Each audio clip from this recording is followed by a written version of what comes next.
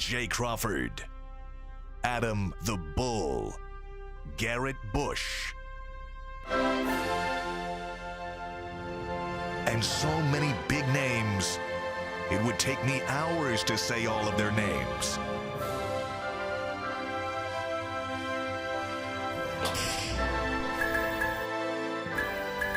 The ultimate Cleveland sports show.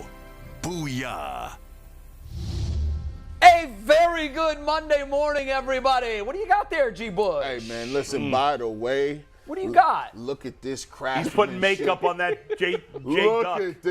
Look at this craftsmanship. We must apologize. We to sorry, Jay. bro. Yep. Sorry, bro. Smacking me down on Friday. On today's show, G. Bush puts makeup on a duck. The quality. That is good. The quality. That is Who good. would have known? Jay, I tried telling you. My apologies to you, Jay. People are The surprised quality. when they find out I can do that. My brother, I was who would have surprised. known? Look at this. This is handcrafted, right? Handcrafted, bro. No power Hand-painted? tools.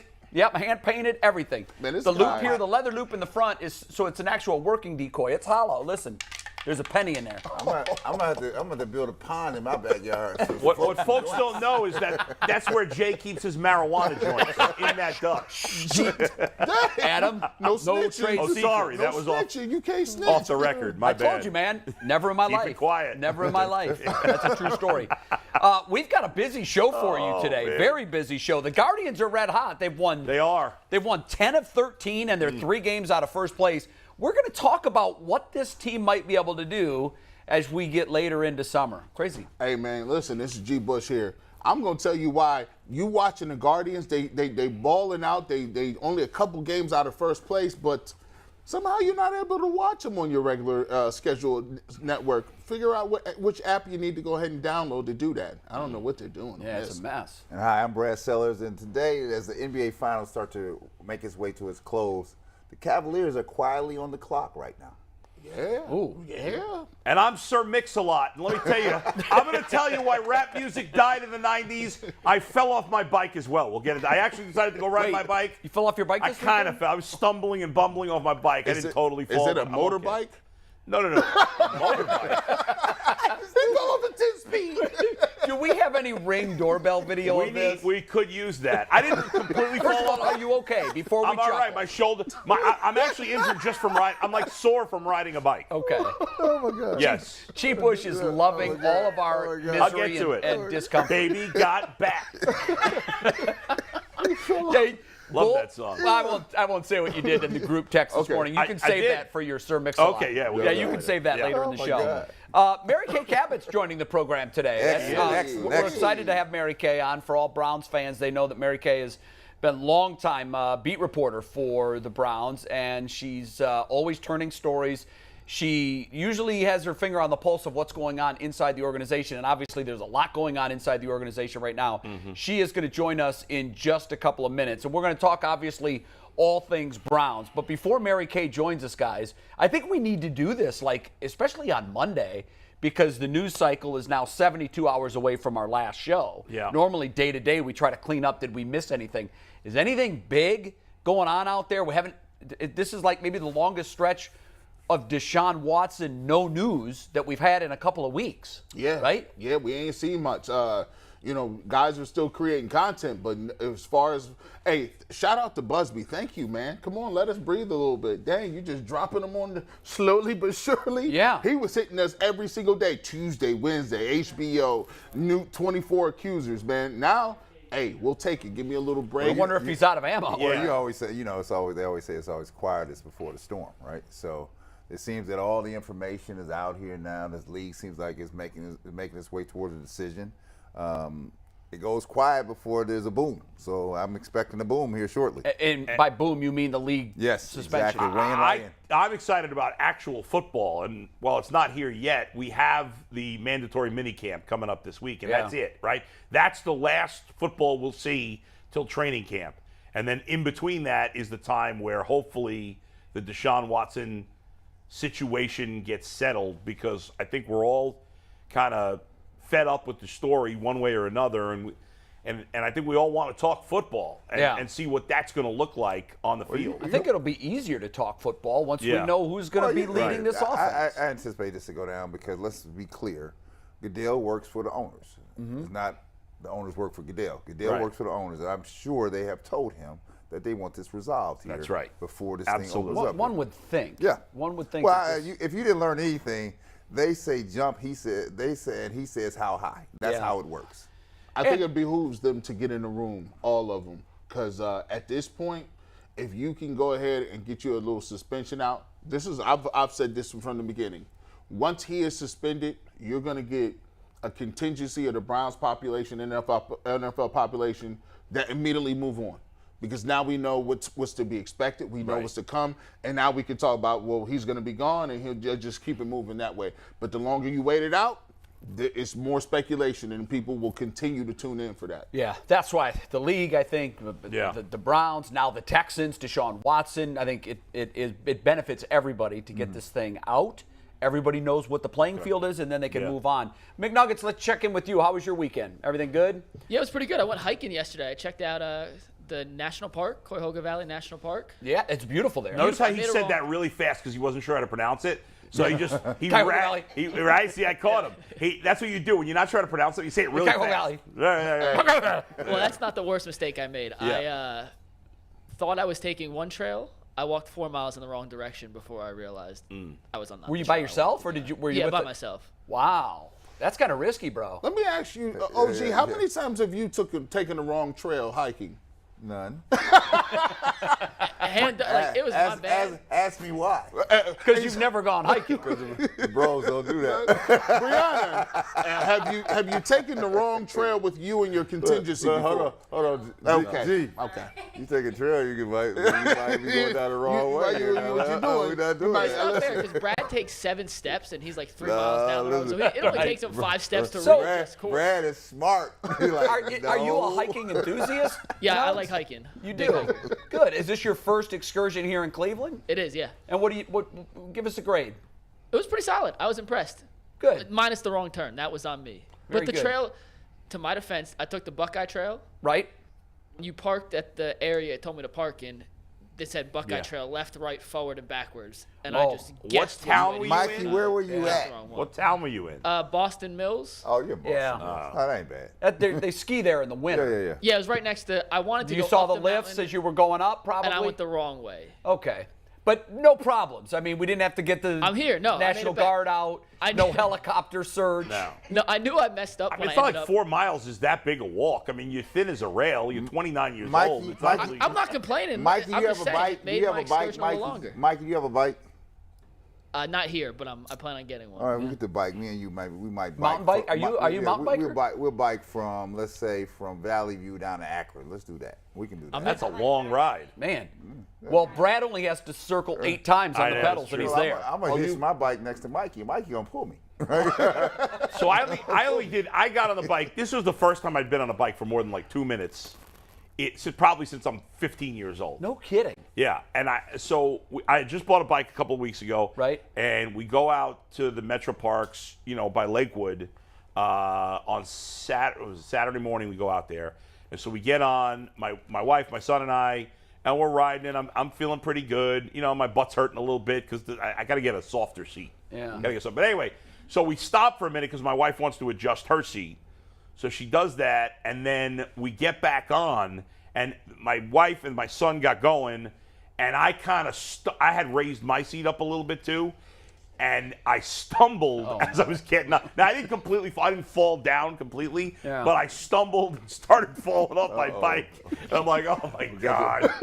And then I'm like, what have I done? What happened to me? I used to be Careful what you wish for. Somewhat of an athlete when I was a kid, and now I'm a mess. Shout out to the neighbors who got the Ring camera. Please. Yeah, I know. There is no neighbors. I was in the Metro Park. There's nobody there. Somebody's got a cam on the top of their helmet or something. That would be. It would be. I don't think anybody saw me. There was some guy fishing nearby. Maybe he has his phone. I don't know. If any part of your body touched the ground, not really. It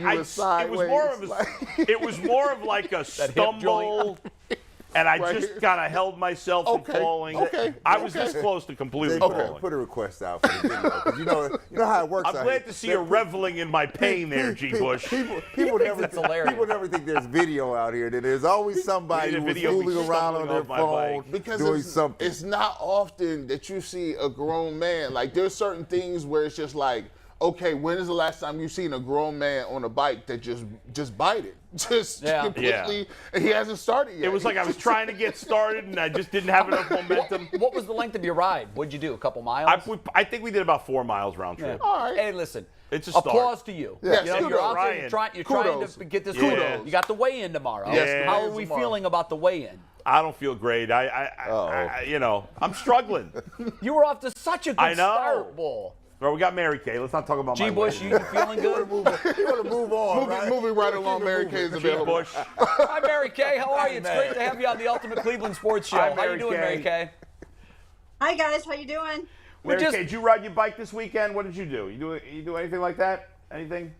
Yeah, I'm surprised you don't see me tooling around Rocky River all the time, Bull. I'm a walker. Oh, did you move out of Rocky River? No. You may have. No, I still live but there. yes, I'm a power walker, and I try to get out every single day.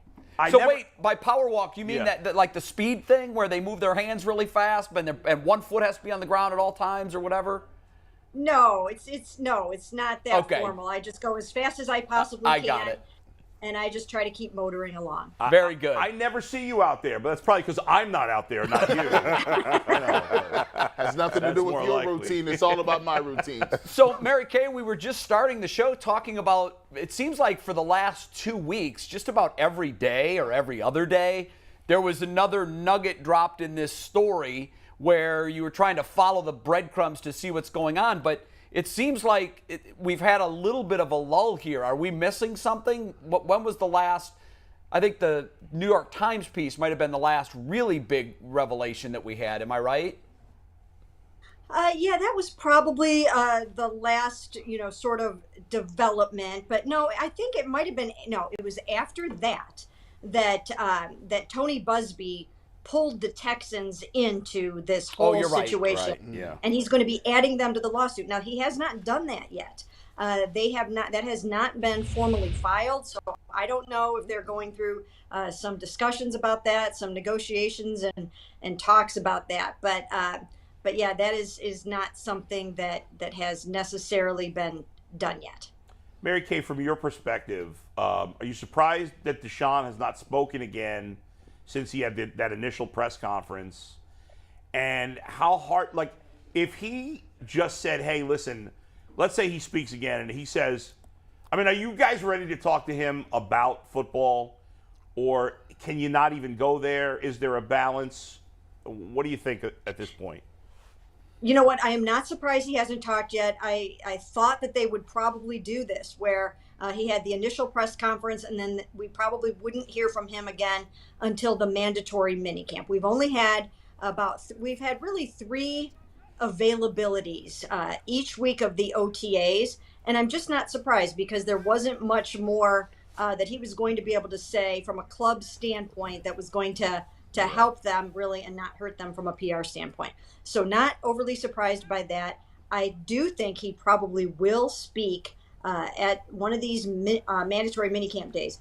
Starts tomorrow. That's out in Berea tomorrow. Then we head down to Canton for practice on Wednesday, then down to the stadium on Thursday. So I do think that he'll talk one of those days, although enough has happened since he last spoke, that they might just want to let him get out of town for that 6 weeks and maybe not have him address the media again. Mary Kay, you are as connected a Browns beat reporter as there is. And we've been hearing rumblings over the last week that all of a sudden there's pessimism about how long the suspension is going to be. Mike Florio, who in my opinion talks out his ass a lot, last week said the Browns are regretting this trade now.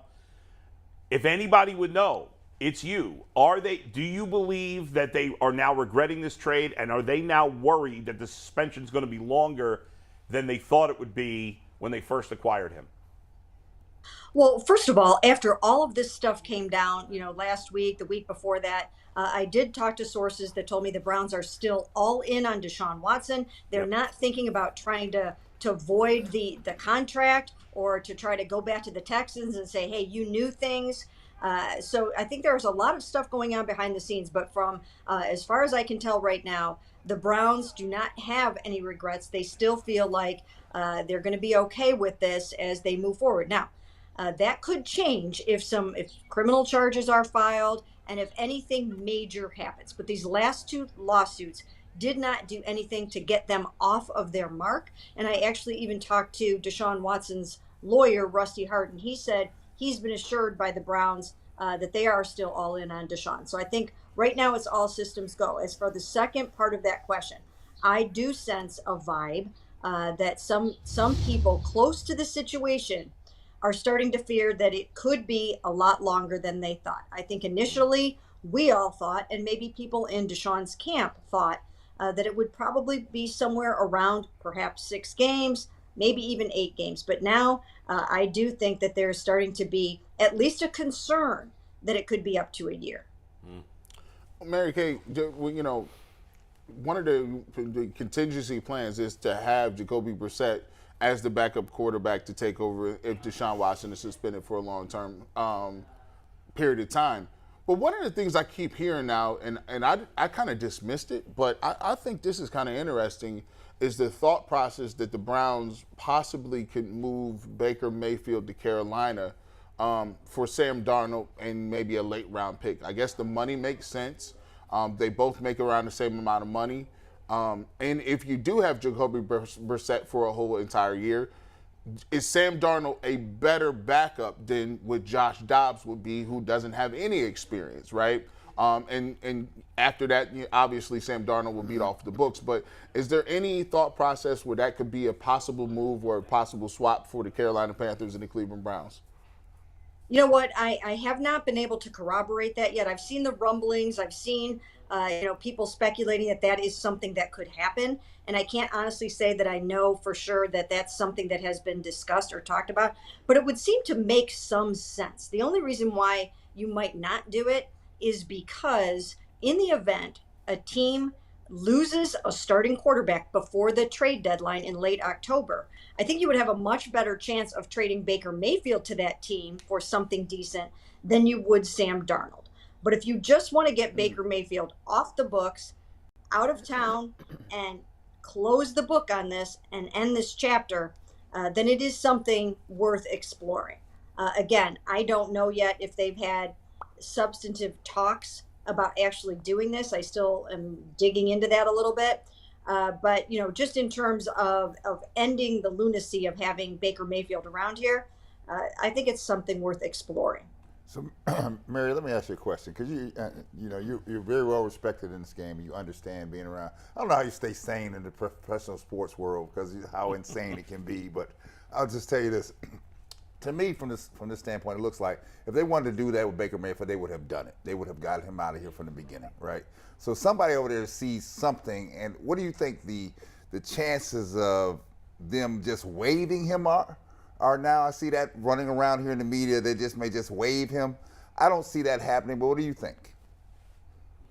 I don't think so. And I've written that a number of times, that they wouldn't do that because it just doesn't make a lot of sense for them, even, just financially. They would still have to pay the $18.86 million minus whatever a new team would pay him in that scenario. A lot of people don't really understand that part of it either. But if a new team does sign Baker Mayfield and pays him, $2-3 million a year, that would come off the $18.86 million. So there would be that. But it really eliminates the opportunity to trade him in the event that a quarterback does go down in training camp. And that could happen. I mean, these guys, they tear ACLs even in non-contact injuries. So if a team that feels it can go to the playoffs loses a quarterback over the summer or in the early part of the season, you have an asset, and all you have to do is pick up the phone and try to make that trade. So that would be one major reason why you would not just let him go, and I do not think that they will.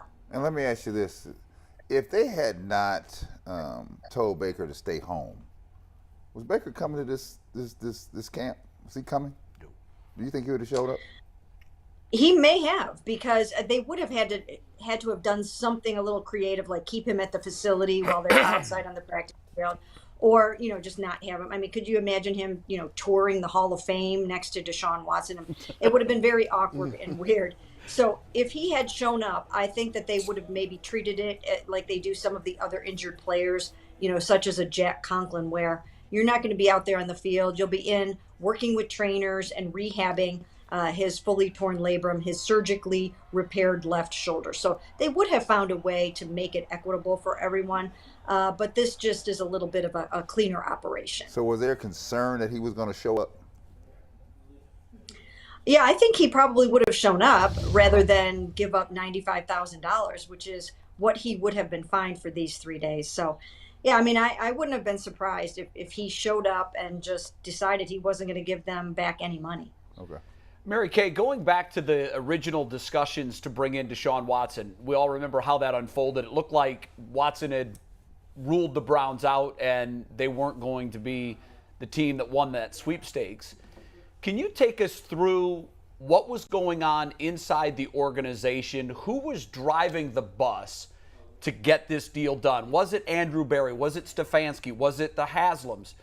How did this thing get reinvigorated, and who in your mind was the architect of really making sure this happened? Well, we've been told over and over again that it was the personnel department, that it was Andrew Berry that was driving the bus on this. I think when it came to the financial part of it, obviously Jimmy Haslam has to sign off on that and make sure that he's willing to do that blockbuster deal, which is the reason why it got done, because other teams that were in it, Deshaun had those teams higher on his list until the money came in from the Cleveland Browns. So Jimmy had to be a huge part of that. I do think that it was an organizational consensus. There's no way that you're going to do something like this unless Kevin Stefanski wants to coach him, unless Andrew Berry wants him to be their quarterback of the future, unless the quarterback's coach is in on it and the Haslams are comfortable. And again, it was Dee Haslam, Jimmy. They talked things over again with their daughters. Their daughter Whitney is part of the organization. So I think they were all in agreement that this was the right chance to take and that it would work out from a football standpoint. Mary Kay, at some point, Deshaun Watson will be on the field. At this point, we don't know if it's going to be this year, but at some point he will. Kevin Stefanski has been criticized at times for being, sticking with his offense and his system, but obviously he's got to change because Deshaun Watson has a significantly different skill set than Baker. How different will this offense look once Deshaun Watson is leading the way? I think it will look significantly different. We can already see those changes in camp. They're running some different things. There will be more 3 wides. There will be fewer, probably 3 tight end sets. It won't be as heavy of an offense as it has been in the past. It will be more explosive, more high flying. The OTAs was treated as a passing camp, and you could see they just repped pass after pass after pass. Now, of course, you still have Nick Chubb, Kareem Hunt, and you're not going to turn your back on those guys, and you don't need to. I mean, one of the hallmarks of a great passing game is to have a terrific running game to go along with it and to set things up. So there will still be plenty of play action. There will be bootlegs, rollouts, but there will be a lot of things that Deshaun does really well. You can really blend the run and the pass when you have a quarterback that can do both. And so they will take advantage of that. They will not shy away from him running the ball. They will have designed runs. There'll be a lot of downfield passing, but I think you'll just see a much more explosive passing game. Mary Kay, I saw today that the Cowboys are talking about using Tony Pollard, their good number 2 running back, in the slot. We've been talking about getting Kareem Hunt and Nick Chubb on the field at the same time. With this new offense, with Watson, do you think we'll see that? I think you'll see that, yes. And we actually have seen some of it in OTA. So I think there will be more opportunities to do that. And if you're going to be focusing more on the pass, why not use Kareem Hunt, again, in the slot, split out wide, and all the different things that he can do. So I do think that we ultimately will see more of that. And I think Deshaun will be able to take advantage of his skill set. Mary Kay, we look at these young guys at receiver, and it looks like the Browns are going to give them an opportunity to play David Bell. They want to see what Anthony Schwartz has. Is there a thought process that if those guys don't get off to a fast enough start and they may look like hey, Jacoby Brissett's in there at quarterback, and we do need more veterans that can really, something more guaranteed. You think the Browns are open to bringing in another receiver just to kind of, hold the ship down, so to speak, if Deshaun Watson doesn't play in the first 8 to 12 games? So far they haven't really wanted to do that. It's just not something that has been on their radar. They're looking at their passing game and their pass catchers globally. So they're not looking at it just in terms of the receivers. They do feel they have experienced pass catchers in Amari Cooper. And then you move over to the tight ends, David Njoku, Harrison Bryant, Kareem Hunt that we've already talked about. So I don't think they're looking at it like, geez, we don't have anybody behind Amari who's experienced enough to get the job done. Having said that, I think that, they have been banking on Deshaun Watson being the one to get the ball to all of these guys. So therefore, they don't feel like they need a bunch of superstar receivers, that he will make those guys look good, that he will bring David Bell up the learning curve. Same thing with Anthony Schwartz and Donovan Peoples-Jones. So as of right now, I haven't sensed any urgent need to go out and get another veteran receiver. Hey, Mary Kay, it's June, and you know how that can be when you're trying to turn stories and create content. We've got a lot of time to fill. So in our super unofficial and not very brilliant NFL football lab here on the set, last week we devised this idea that maybe, because he's one of the most freakish athletes we've ever seen, maybe there's an offensive package for Myles Garrett where either he lines up as a tight end and you throw him the ball, or you put him in the backfield on third or fourth and short, whether it's goal line or first down that they're working for. Are we crazy, or is there ever a chance that the Browns might use this super freak of an athlete on offense? Well, I mean, it does sound a little bit out there, but as you mentioned, I mean, he is a tremendous, tremendous athlete. And, we've all seen him dunk the basketball and do all the different things that he can do. And if he wanted to do something like that, and he went to Kevin Stefanski or Joe Woods or any of those coaches and said, hey, I would love to do that. I'd love to run the ball. I'd love to catch the ball in the end zone. They probably would put something in for him. Right now, I haven't seen it. I haven't heard it. And he's got enough on his plate with trying to become the NFL Defensive Player of the Year. But if it's something that Myles really wanted to try, I'm sure that they would give him the chance. I wouldn't want to have to try to stop him. Let's do it. I can tell you that. Yeah. We've got McNuggets. Throw that video that you were just telling me about in here. And so, Mary Kay, you may have seen this, but Myles throwing some. In fact, you were standing right next to him, I believe, or in the vicinity when he was throwing footballs. Mary Kay's in the video. Mary Kay, what do you think? Maybe he's the world's largest quarterback. From him? Maybe he can do it all. Yeah, I was there for that. I took some video of my own, so I might show up in there somewhere. Yeah. But yeah, he had a lot of fun with the kids, so that was a fun event to be at. But I mean, you could just look at him right there. I mean, my goodness, he is a freak of nature, and he can do it all. So if they have something up their sleeve, then they should certainly try it, especially if Deshaun Watson is out for a bunch of games.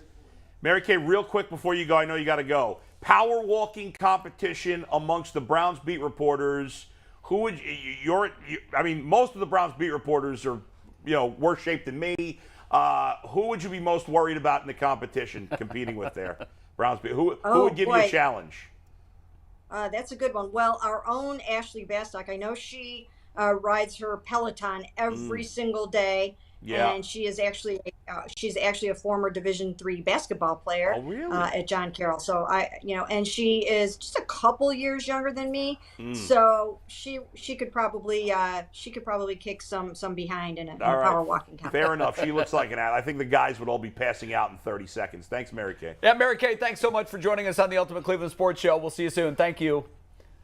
Sounds good. Thank you, guys. All right, very good. So there's another topic that we have that we kind of kicked around over the weekend in some text chains, and that's so we love these rankings things usually because we love to kill them for their rankings. Right. Yeah. But I think whenever somebody puts out a list or a ranking, they know it's going to get a lot of reaction because we love to argue over them.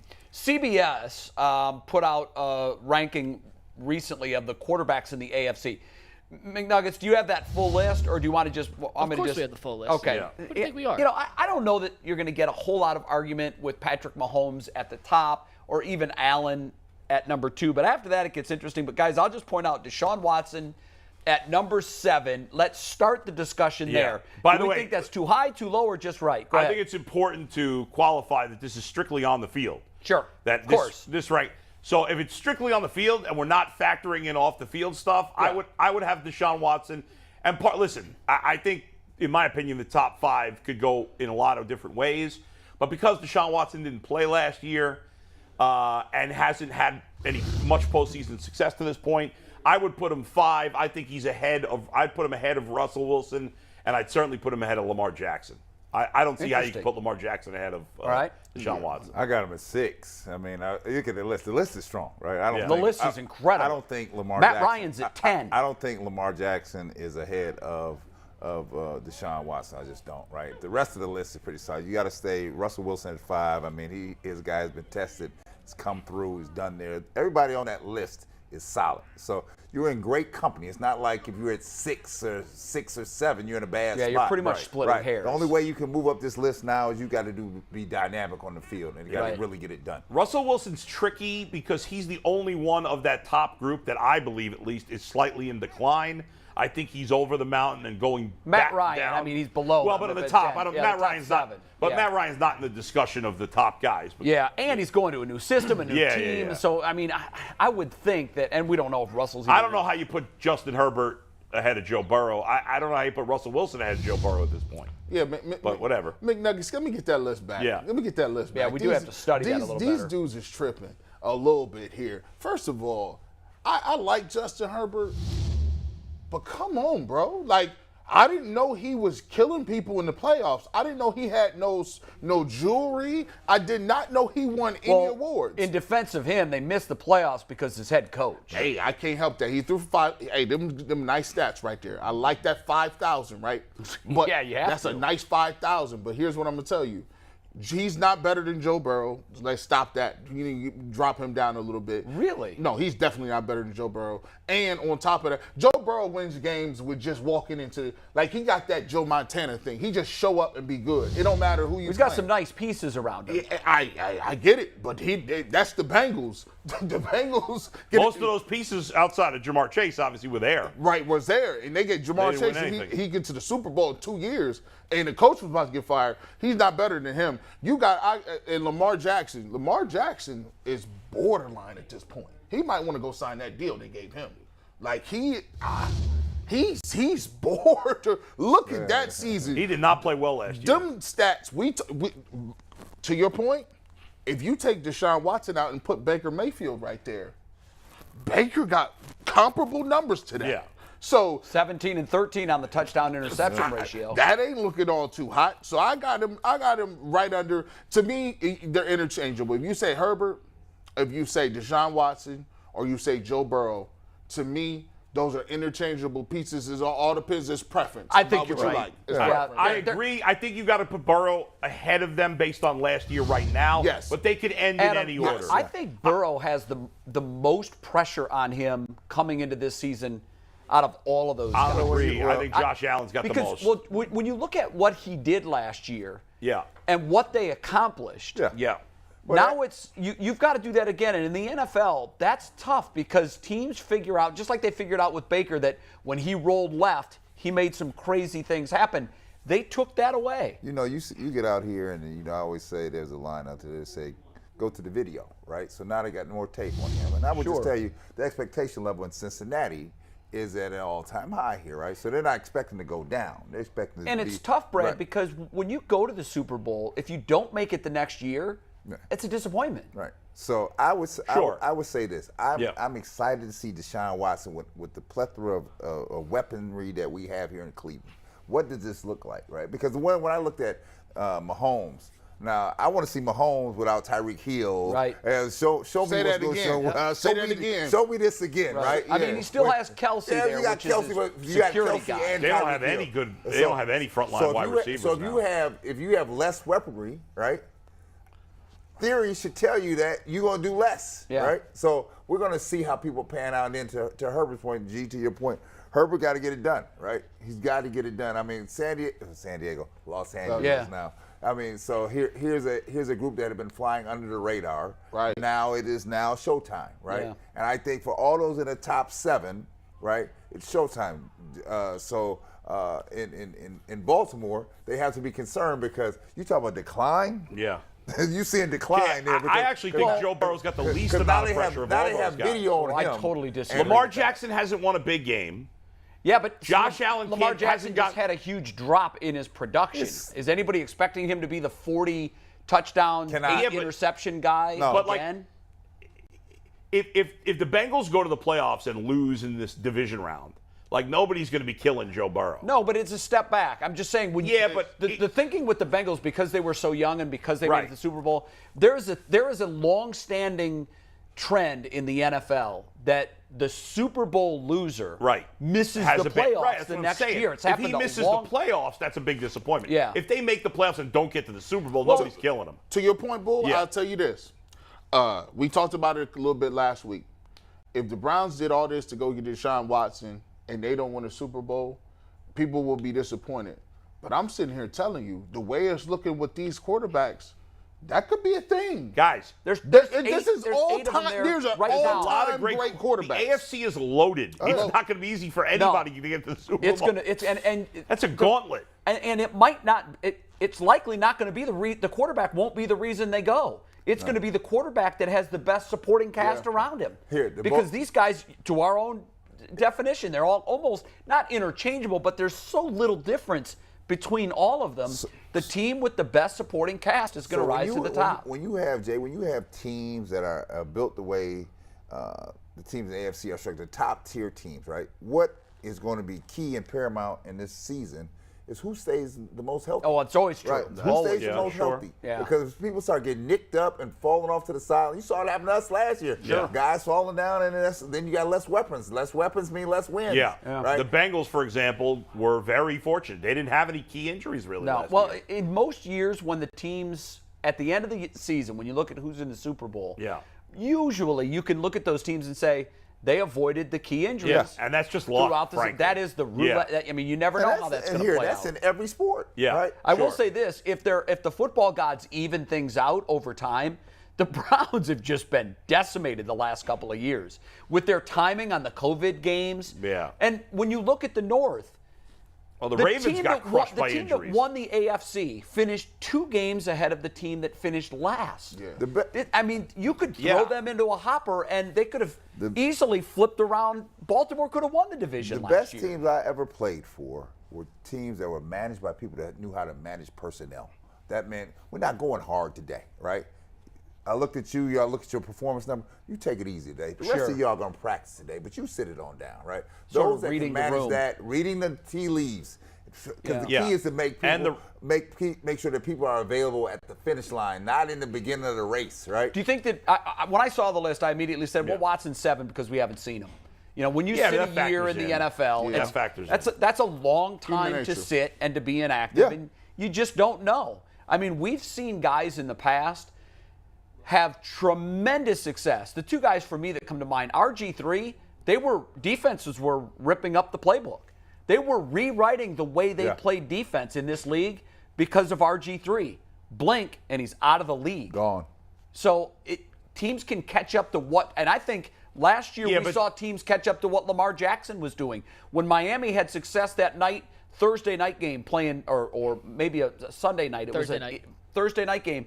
They went cover 0, and now they have the personnel to do it. They've got incredible defensive backs, and not everybody can pull that off. But that was sort of the blueprint moving forward, and we saw teams try to replicate that, and Lamar looked like a shell of himself. Lamar has got more to prove. Deshaun Watson is not the same type of quarterback as Lamar. Lamar's, more of a running quarterback who can throw, whereas Deshaun Watson's a throwing quarterback who can run. But I don't think, to me, I don't think Lamar Jackson can throw at all. I think he's learned how to throw. He's learned how to throw. He just slings it. That's all he does, right? And then so what happens is when people get a bead on it, a read on it, what you saw what happened last year, that wasn't no fluke. No, they've caught up. I feel they caught up in the same way they did RG3. I think when Lamar Jackson was hurt last year. his legs are such a huge part of what he does. Yeah. You can't, if you take that away, that's like taking half. That's 75% of what he is. But when he is 100%, he's still. I think he's going to bounce back. He's scary. It is the legs that opens the game Yeah, for him. Yes. I wouldn't. Watson's a better quarterback when on the field, but I still think Lamar Jackson's going to. I don't buy that the league's figured him out. I don't buy that. No. But there was something going on last year. He's got to readjust. The Ravens were injured much worse than the Browns. Yes. They got the running back crazy ding, injuries. Both of them. Well, their whole defense, whole was secondary is out of here. But I'll tell you, the at problem those stats. for Baltimore, it's can you build your whole entire offense around that skill Yeah, they don't set? have any receiving talent outside of Mark Andrews. And I just don't think it works. Because if you get down 14, at least you look at Deshaun Watson, he can just sit back there and throw the ball. You look at Joe Burrow, he can sit back there and just sling it, right? But when you look at Lamar Jackson, how many times are you going to sit there and run read option up the field? And Lamar doesn't have the talent around him. Lamar Jackson is good when he has weaponry around him. Well, he's never had weapons. Well, the problem is here. Well, if you have any weapons, you're not going to be any better. I'm just tell you, in professional sports, when they get a read on you, it's going to be hard to bust out of that read. It is just that truthful. It is, right? And he is in serious decline here, right? If you watched any of the Baltimore games last year, this was awful.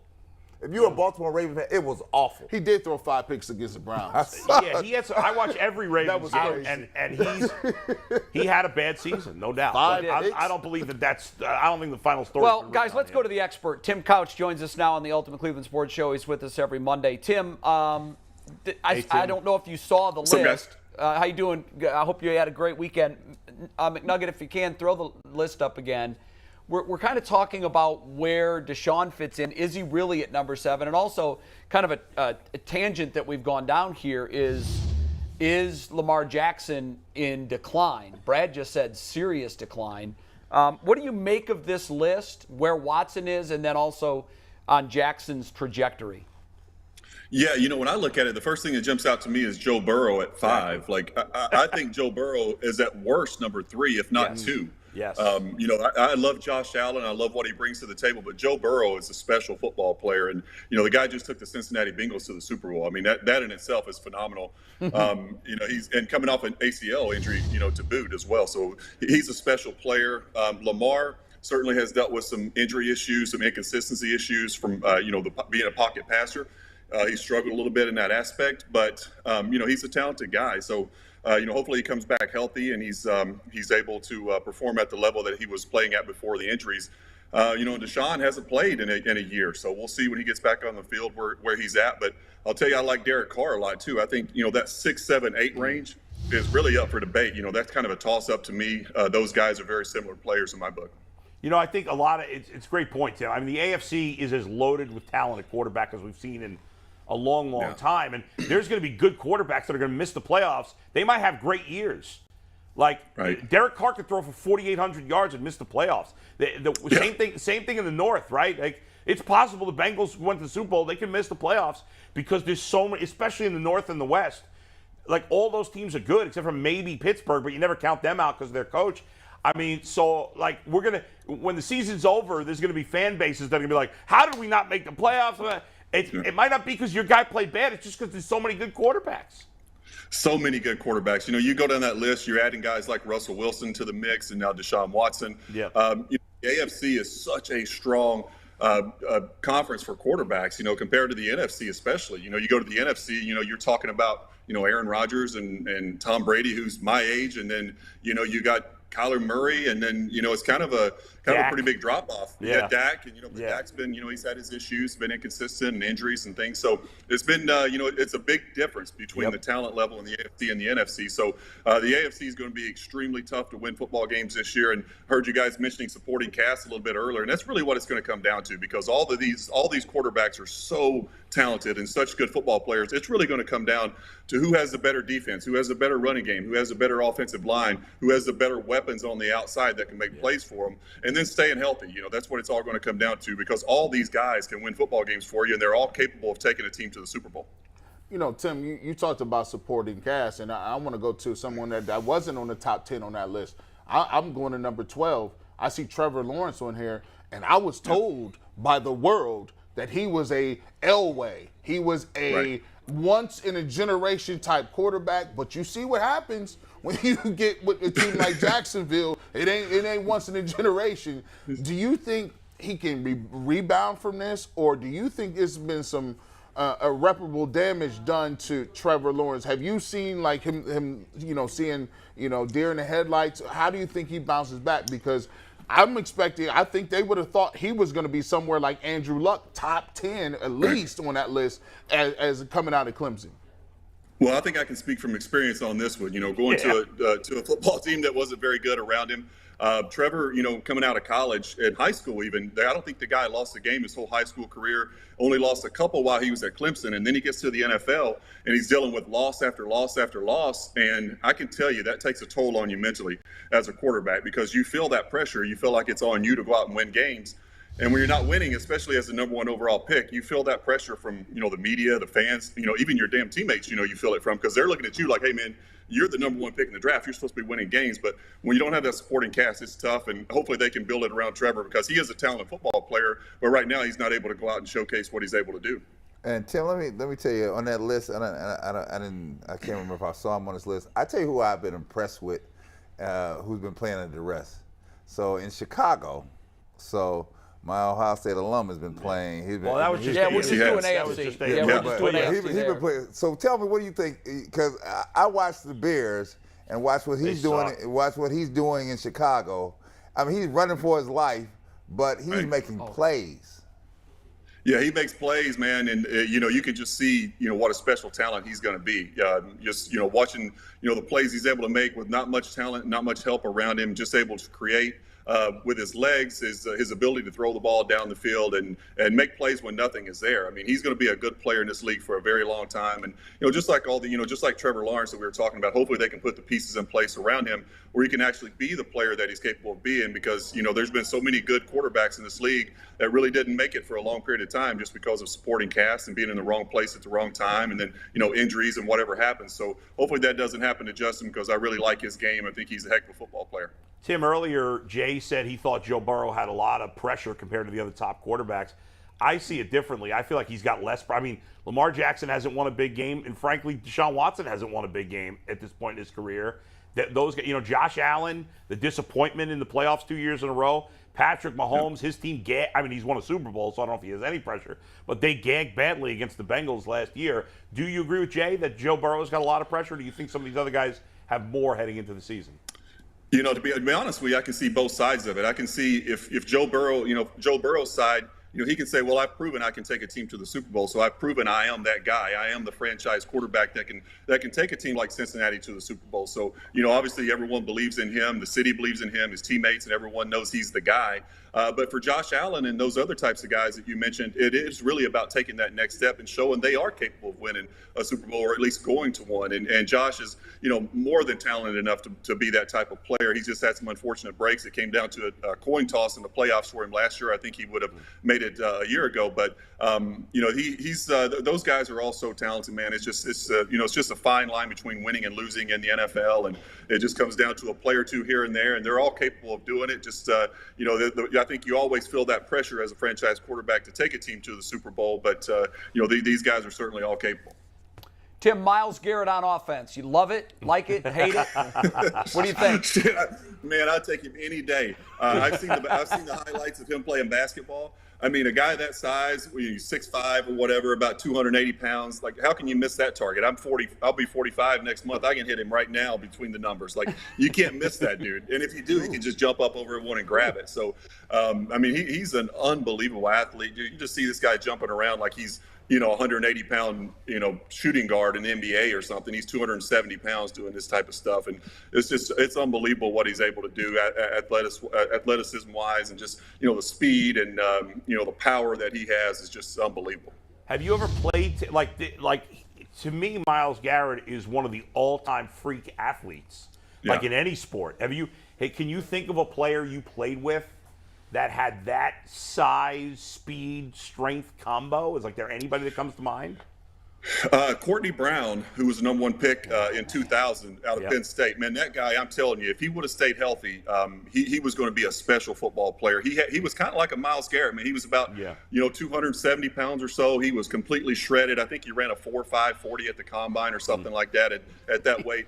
He just had the knee injuries and couldn't stay on the field. But I think his first game as a rookie, we played the Steelers at home, and he came out and had 3 sacks in his first game. And we're all thinking, we got the next Bruce Smith or someone here. But he just couldn't stay healthy, unfortunately. But that guy was he was a special talent, like kind of like Myles was, as far as just like his physical attributes. I believe Myles had a sack on his first play. He did, as a member of the Browns. So Tim, when you look at a guy that's that, because it's not just the size, strength, and speed. He's just a general athlete. You could use him. You could use him in goal line. You could use him as a tight end. There's so many things that you could do with this guy. We just think that at some point this year, you almost got to try it. G. Bush, though, says, no, he's the franchise. You don't want to get him hurt. What do you make of that? What do you make of that angle? There's always that concern about him getting hurt, but it's football. You can get hurt on any play. But imagine if he was in New England with Bill Belichick. You know how creative Belichick was with guys like Mike Vrabel and those guys, just putting them at tight end and goal line packages. I mean, you can't tell me you can't put him at tight end and let him run a corner route against a linebacker. He's going to be faster and bigger. If a safety comes down to cover him, it's going to be it's going to be like a child trying to cover him if they bring a corner. So, I think, just using that guy would be unbelievable. I mean, I don't know if Myles is up for that or if they've even considered it, but, certainly he would be an unbelievable weapon out there. Yeah. I'd love to see it. I really would. Tim, let me ask you this question. We talk about this often, right? When people get in an argument when we talk about Deshaun Watson, whether they're going to be a throwing team or a running team. Yeah. And we always talk about the way the league moves, right? So when you came in out of Kentucky, you guys were throwing the ball everywhere. I mean, you guys had 4 receivers. It was the first time I had seen in early on in the 90s where teams is throwing it that much. I think you and Houston, a couple other teams was running that type of offense. Now you see a guy like Josh Allen. We talked about Josh Allen a little bit. They're throwing the ball a whole lot. They throw the ball a lot. Do you feel like a team, a traditional running team, can win a championship with just running the ball and having I would say a decent quarterback, like your Trent Dilfers, your Brad Johnsons, or do you feel like now you just have to throw the ball and you have to have that type of quarterback and that's the game plan? What are your thoughts on that? Yeah, I think in today's game, you have to have that quarterback who can throw the football. I think running the football is always going to be important. It's going to take you a long way.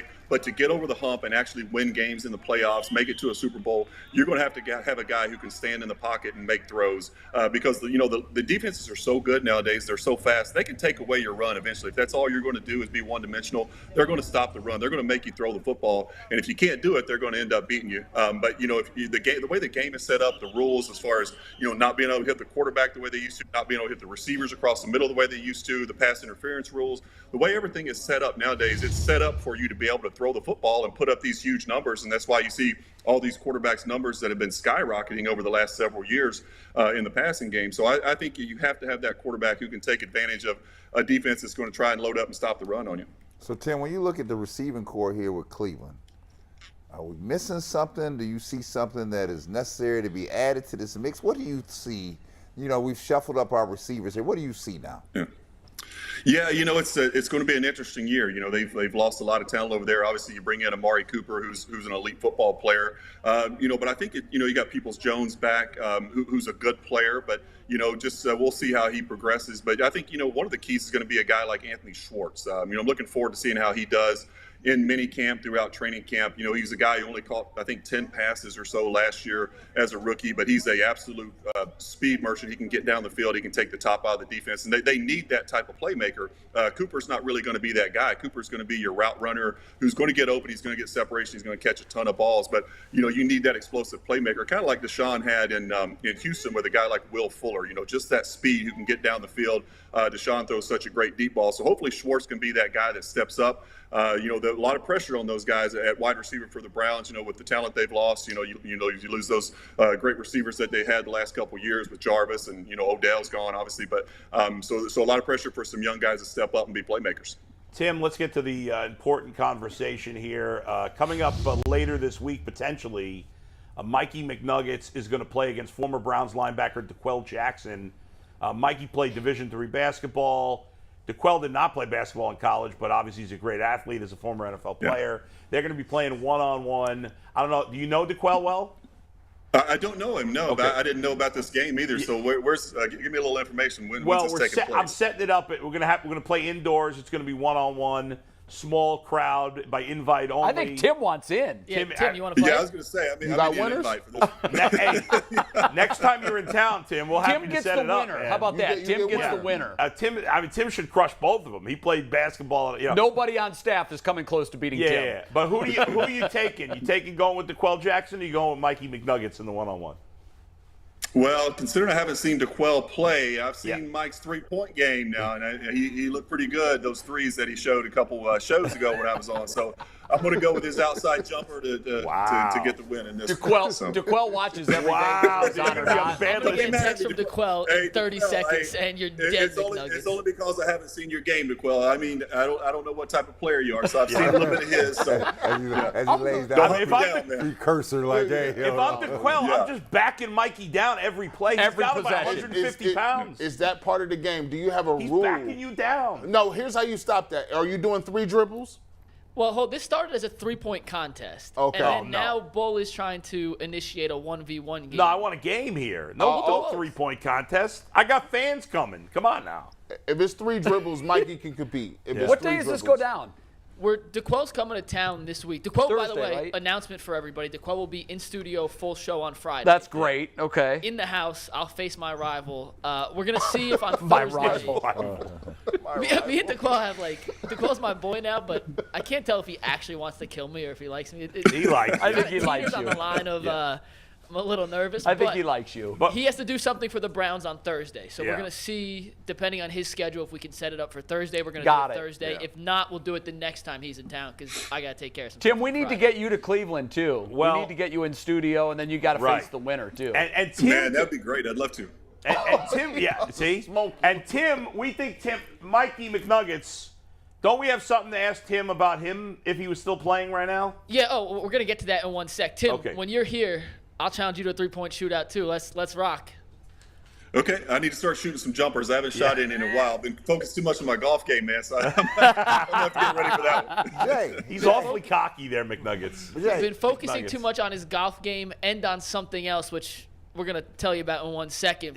This is great. What the internet is saying, and as always, today's Thirst Trap is brought to you by PCC Airfoils, a.k.a. Tim Couch's Instagram. If you're looking for a job with career advancement and great benefits, PCC Airfoils is the leading manufacturer in Northeast Ohio, Best airfoils. All locations of PCC Airfoils at Eastlake, Menor, Wickliffe, and Minerva are hiring for all positions starting at $18 an hour and up. Plus, get full benefit packages, paid time off, and a signing bonus. Apply online at precast.com/careers to learn more. So over the weekend, I got tagged. Nope. We're going to what the internet is saying, Steve. We're going to pull up 80. Here it is. Hey, hold on. I got tagged in this tweet. This is Tim Couch, same age as Tom Brady. Damn. Browns are completely stacked at every position on offense. I guarantee you can still throw it a country mile. I say let's let them roll with the 2022 weapons, win a Super Bowl. Tim. Who's that? Hey, first and foremost, man, eat a carb. Oh, please. God, no kidding. Tim got a lot of time on his hands, don't he? He looks like a professional bodybuilder. Tim can't shoot with traps like that. Tim, here, I go to the gym 5 days a week. You got a lot of time on your hands here, son. Man, too much damn time. Yeah, I really do. Good Lord. That is okay. That's insane. So, Tim, are you playing tight end or defensive end?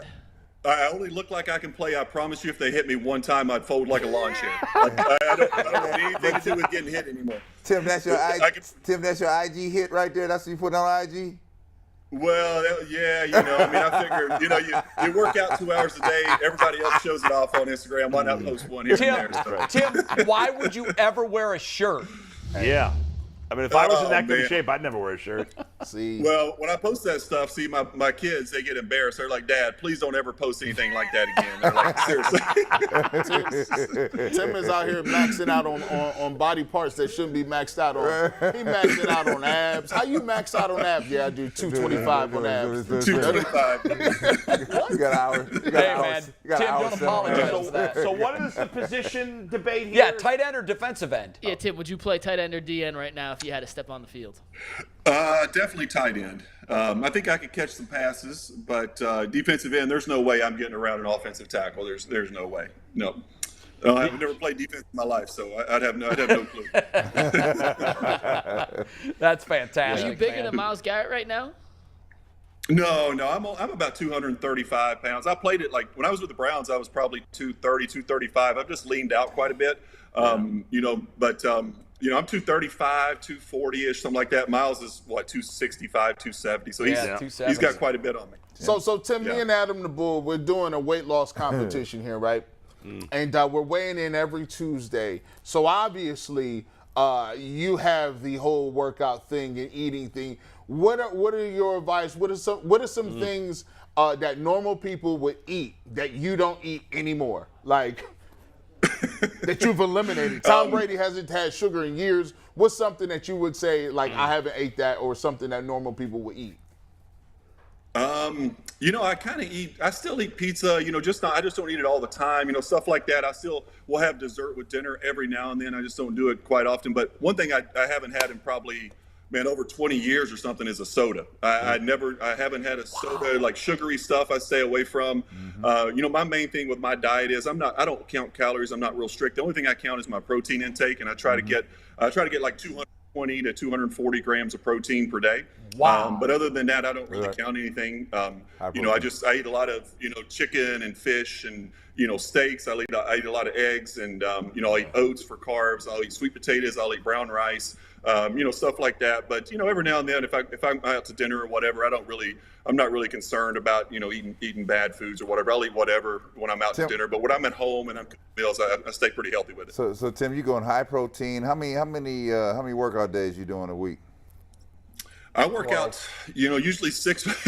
I usually work out 6 or 7, but, probably 5 weight workouts a week. And then the other 2 are more like cardio and some, like I'm not a yoga person by any means, but I do like to stretch and, just try to keep my body flexible as well. So, but probably 5 weight workouts and a couple cardio sessions. How much time in the gym? I usually try to get in and out in an hour and a half or an hour to hour and a half or so, something like that. Some days I'll do 2 workouts. I'll wake up and do some cardio first thing in the morning, fasted, and I'll do my weight workout later in the day. It just depends on kind of how my day is, what I have planned and stuff like that. So just kind of work it around. That's 2 times in a row. We had Charbonneau on. Joe Charbonneau was on Friday, 66, yoked to the max. And then we got this guy on. He's out here looking like a Christian Dior model. This is unacceptable. Well, at least in Tim's case, I'm older than. How old are you, Tim? I'll be 45 next month. All right, at least I'm older than Tim. So- Charbonneau's 65. It's Charbonneau's crazy. Yeah. They're Tim's both kid's crazy. a giant too. I was talking to Tim. Tim's kid's massive too. What- It runs in the family. What grade? Now, is your kid? Yeah. He's playing ball now. Oh yeah. Yeah, he plays defensive end, and we were over at UK's camp yesterday. We were at Eastern Kentucky University's camp earlier in the week, and he had a great camp yesterday. They really like him a lot. He's a defensive end, kind of outside linebacker. I'm trying to get him to play a little tight end as well. I think he would be a great tight end. He just already really got hasn't the played offer, on that right? side of the ball. Yeah, he got an offer from Eastern Kentucky already. So we've got one on the table, and hopefully he has a breakout year this year. He's he's an upcoming junior, so he plays for a really good football team here in Lexington called Lexington That's Christian the big Academy. year. So, it's a big year for him. I'm going to pronounce it wrong because I'm not going to say it the right way. But if he got a scholarship from Louisville, did I say it wrong? Louisville. Is that no good? Will you not let him go there? If he wanted to. Yeah, I told him, man. That's the only place we're not going. Is Louisville. Like, I can't stand it.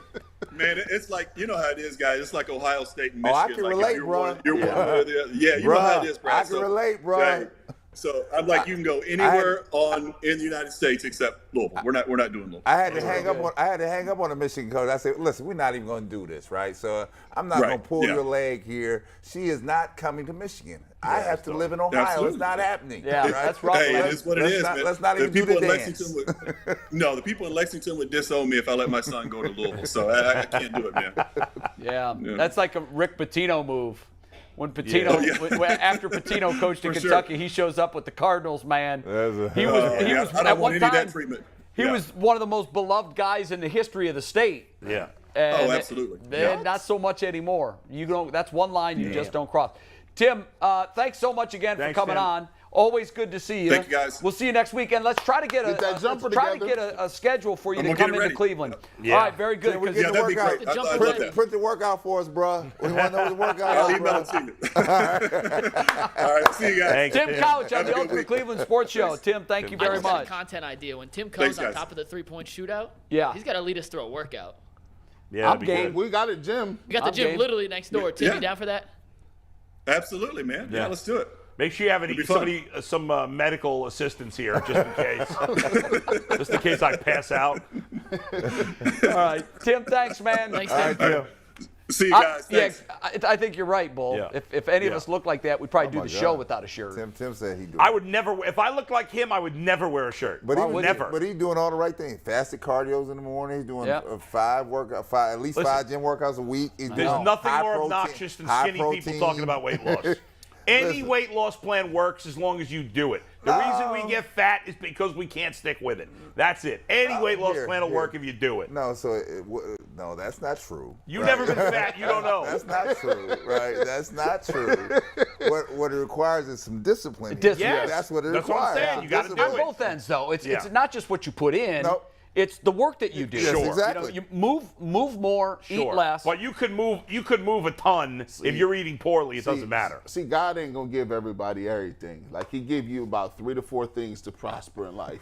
He give you any more than them 3 to 4, you're gonna be out here doing extra. What didn't Tim get? Hey, listen. Tim can basketball, football. Look Baseball. at him. Injuries, right? Baseball. So, like you said, injuries. Like he's like, yo, sometimes people play. Yeah, but I should've nobody's been the going to greatest of stand all on it. time. Nobody can withstand the pounding that guy took. You're being chased by a mob. Yeah. A mob every Sunday. Right. It is insane. It really is. And all your teammates say this. You all right, bro? You cool, bro? You straight? My bad. How many times did he hear that from his left tackle? My bad, bro. Picking him up. You good? Hey, you good, bro? Come on, man. Come on. We need you now. Stand up. Top 5. Let's do it. All right, it is time for our Ultimate 5 on this Monday. And as always, the Ultimate 5 is sponsored by Roundstone Insurance. Roundstone offers a better alternative for affordable quality health care. For more than a decade, Roundstone Insurance has been saving small and mid-sized businesses money, an average of 20%. 20%. Contact us today to learn how you can get great health care benefits that your employees will love and save money too. And with Game 5 of the NBA Finals on tap for tonight, it is time for the 5 most fun players to watch in the NBA. Not just the finals, the entire league. The whole league. Okay. Oh, this Active is players. Association-wide. This is a real list. Yeah, this will be good. Let's see. This is a good list. And this Let's was see. inspired by Steph Curry going supernova on Kudos Friday to him. I said on Friday, if he wants to be up with the big boys in the all-time top 10, he's got to score 40 I think you plus. said, has there ever been a superstar come More up? disappointing. Yeah, in the finals. I Yeah. said if he really wants to be in that category, he's stepped got to in. score 40 He's plus, in and he it. did in Boston, which is It not was easy awesome. to do, as you point out often. They had to eat on and everything in there. All right, OG. top fun. With top 5 players, Pink fun to color watch. locker room. Top 5 players, Let's fun see. to watch. These are all superstars. Number 5, Giannis. The only thing missing for me in his game is the consistent jump shot, but the way he gets to the rim, the way he plays defense, patrols the paint, the rebounds, the putback dunks. The effort. Yeah. I love Giannis. He's so much fun to watch. The humility, right, that he plays. Yeah, the game, and the good point. And the passion, right, endears himself to the people not only in Wisconsin but across this country. Yeah, I don't think nobody picks fault with him being at least in the top 5. No. I'm going to pay to see. These are guys that I would pay to see. I don't know I'm if I paying to see describe them. his game as fun necessarily, but I like him as a player. Well, it's fun if you're a fan of the Bucks. It's not fun if certainly. if you're facing him, but it's fun because he does everything and he does it with such passion. And he's such an athletic and effort. freak as always. Listen, he really Everything is. he does is fun. Like, he takes 3 steps from half court and he dunks it. Like, Man, to me, you that's know fun. what's Well, they don't exciting? call travels in the NBA anymore. It's exciting because he's the one dude that literally was like, he did everything right. He's like, not only am I going to be good, I'm going to make sure my brother's on the team. You can respect I'm gonna that, stay too. in my small market. I'm going to stay in Milwaukee. I'm Yeah. going to win a championship. And done it. And I'm never going to be doing anything in the street. You don't even see Giannis. And he signs, like, autographs for, like, people that are sick. I mean, he just does Got it all. He's a good dude, yeah. He's in the top 5. Who's number 4? Number 4 for me, Luka Doncic. The passing is Yeah. what separates him from everyone else. The way he runs a pick and roll, the patience, and the way, and maybe this is seeing it in person, which really amplifies it for me.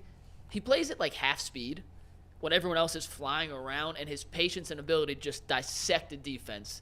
I love as a former player and point guard. I just love watching him play. He's a great player, and I just say this, Mike. I don't think he plays at half speed. I think he plays at at his speed, right? And he makes people adjust to the game. I will say this, what I look forward to, because I enjoy watching Luka play. I do too. Now, when he gets in much better shape and he understands the completeness of the game on the other end of the floor besides the offensive end, now we're gonna have a treat. But I can tell you what, he is a beast right now. He can get better. There's an upside to him. Sure. The question is for Luka, will he do the things in the offseason that are necessary to make sure that he gets to that next level? Does he have that veteran player advising No, him? they don't have nobody down there. It's like it's just him. You know what makes Luka fun is to see a dude out of shape killing dudes. Like he's You don't see that sloppy. often in Who the doesn't association. He ain't got no cuts. He has he ain't jumping over you. But you're like, but this dude at the rec center is killing us. Yeah. Like, how's the rec center dude killing us? And he does it to everybody. The most athletic dudes, he just gets his money off. How old He's a is giant. he? I mean, he's still pretty. 20. He's He's 23. young. He's Well, I young. say 23. Very young. Okay, I don't know if I mean, I think the way he played late puts him in the top 5. Anybody have any major? I think he's fun to watch. No, I think he. I'll watch I think him. he's in Okay. that It's the list. passing that separates him from me. Number 3, LeBron James. Wow, He's a little that low, past huh? the athletic peak. Back when he was at his prime, the second stint, or really the whole first before the Lakers, he was number 1 on my list. Tiny bit past his prime athletically, but when LeBron's cooking, I mean, it's still unbelievably fun to watch. I him still play. think he's the best athlete in the NBA. I think at the age, the level he's playing, and at the age that he's at, I think he is here. He's must-see TV. I don't think people. I have him higher. Turning off the. Here, Yeah, I I mean, got his him in the team- top 5, but I don't think people are turning off the TV. You know, one of the reasons that I admire him now is that he's still at that level at that age. Yeah. I'm not going to say because of his age I got to drop him down. Right. I'm His saying team because sucks. of his age. I guess you drop he's him down. still Yeah, I mean, but he's still remarkable, and he does everything you want a superstar to do. I just want to keep seeing how long. If you go back and watch some of the greats, even Magic, like in Bird, one day they just was not. They good. got old. Isaiah Thomas happened. Just one day. well, it was like Bird got gone. hurt Yeah, more than yeah, got old. but I mean, that's part of That's getting part old. of getting Yeah. old. But LeBron doesn't. LeBron gets hurt and gets started. I'm like, you gonna lead the league in scoring, and you like 100. That's crazy. Like 100. Like 100. And you how many games he done played in the Yeah, playoffs? he got dog years, He's right. and he played in 3 Olympics. Like, it's crazy. Think of the miles that he has. Yeah, he got on a lot it, of miles because on those tires. He came right Yes, out of he high does. school, and most seasons he's going deep into the playoffs. You mentioned the Olympics. He's got to have more miles on his man. body than just about anybody that's ever played the game. And he was Except for carrying maybe them Kareem. teams. Here. He was carrying some of them Cavs teams. Flip Murray. You think? Sasha Pavlovich. Ira Newble.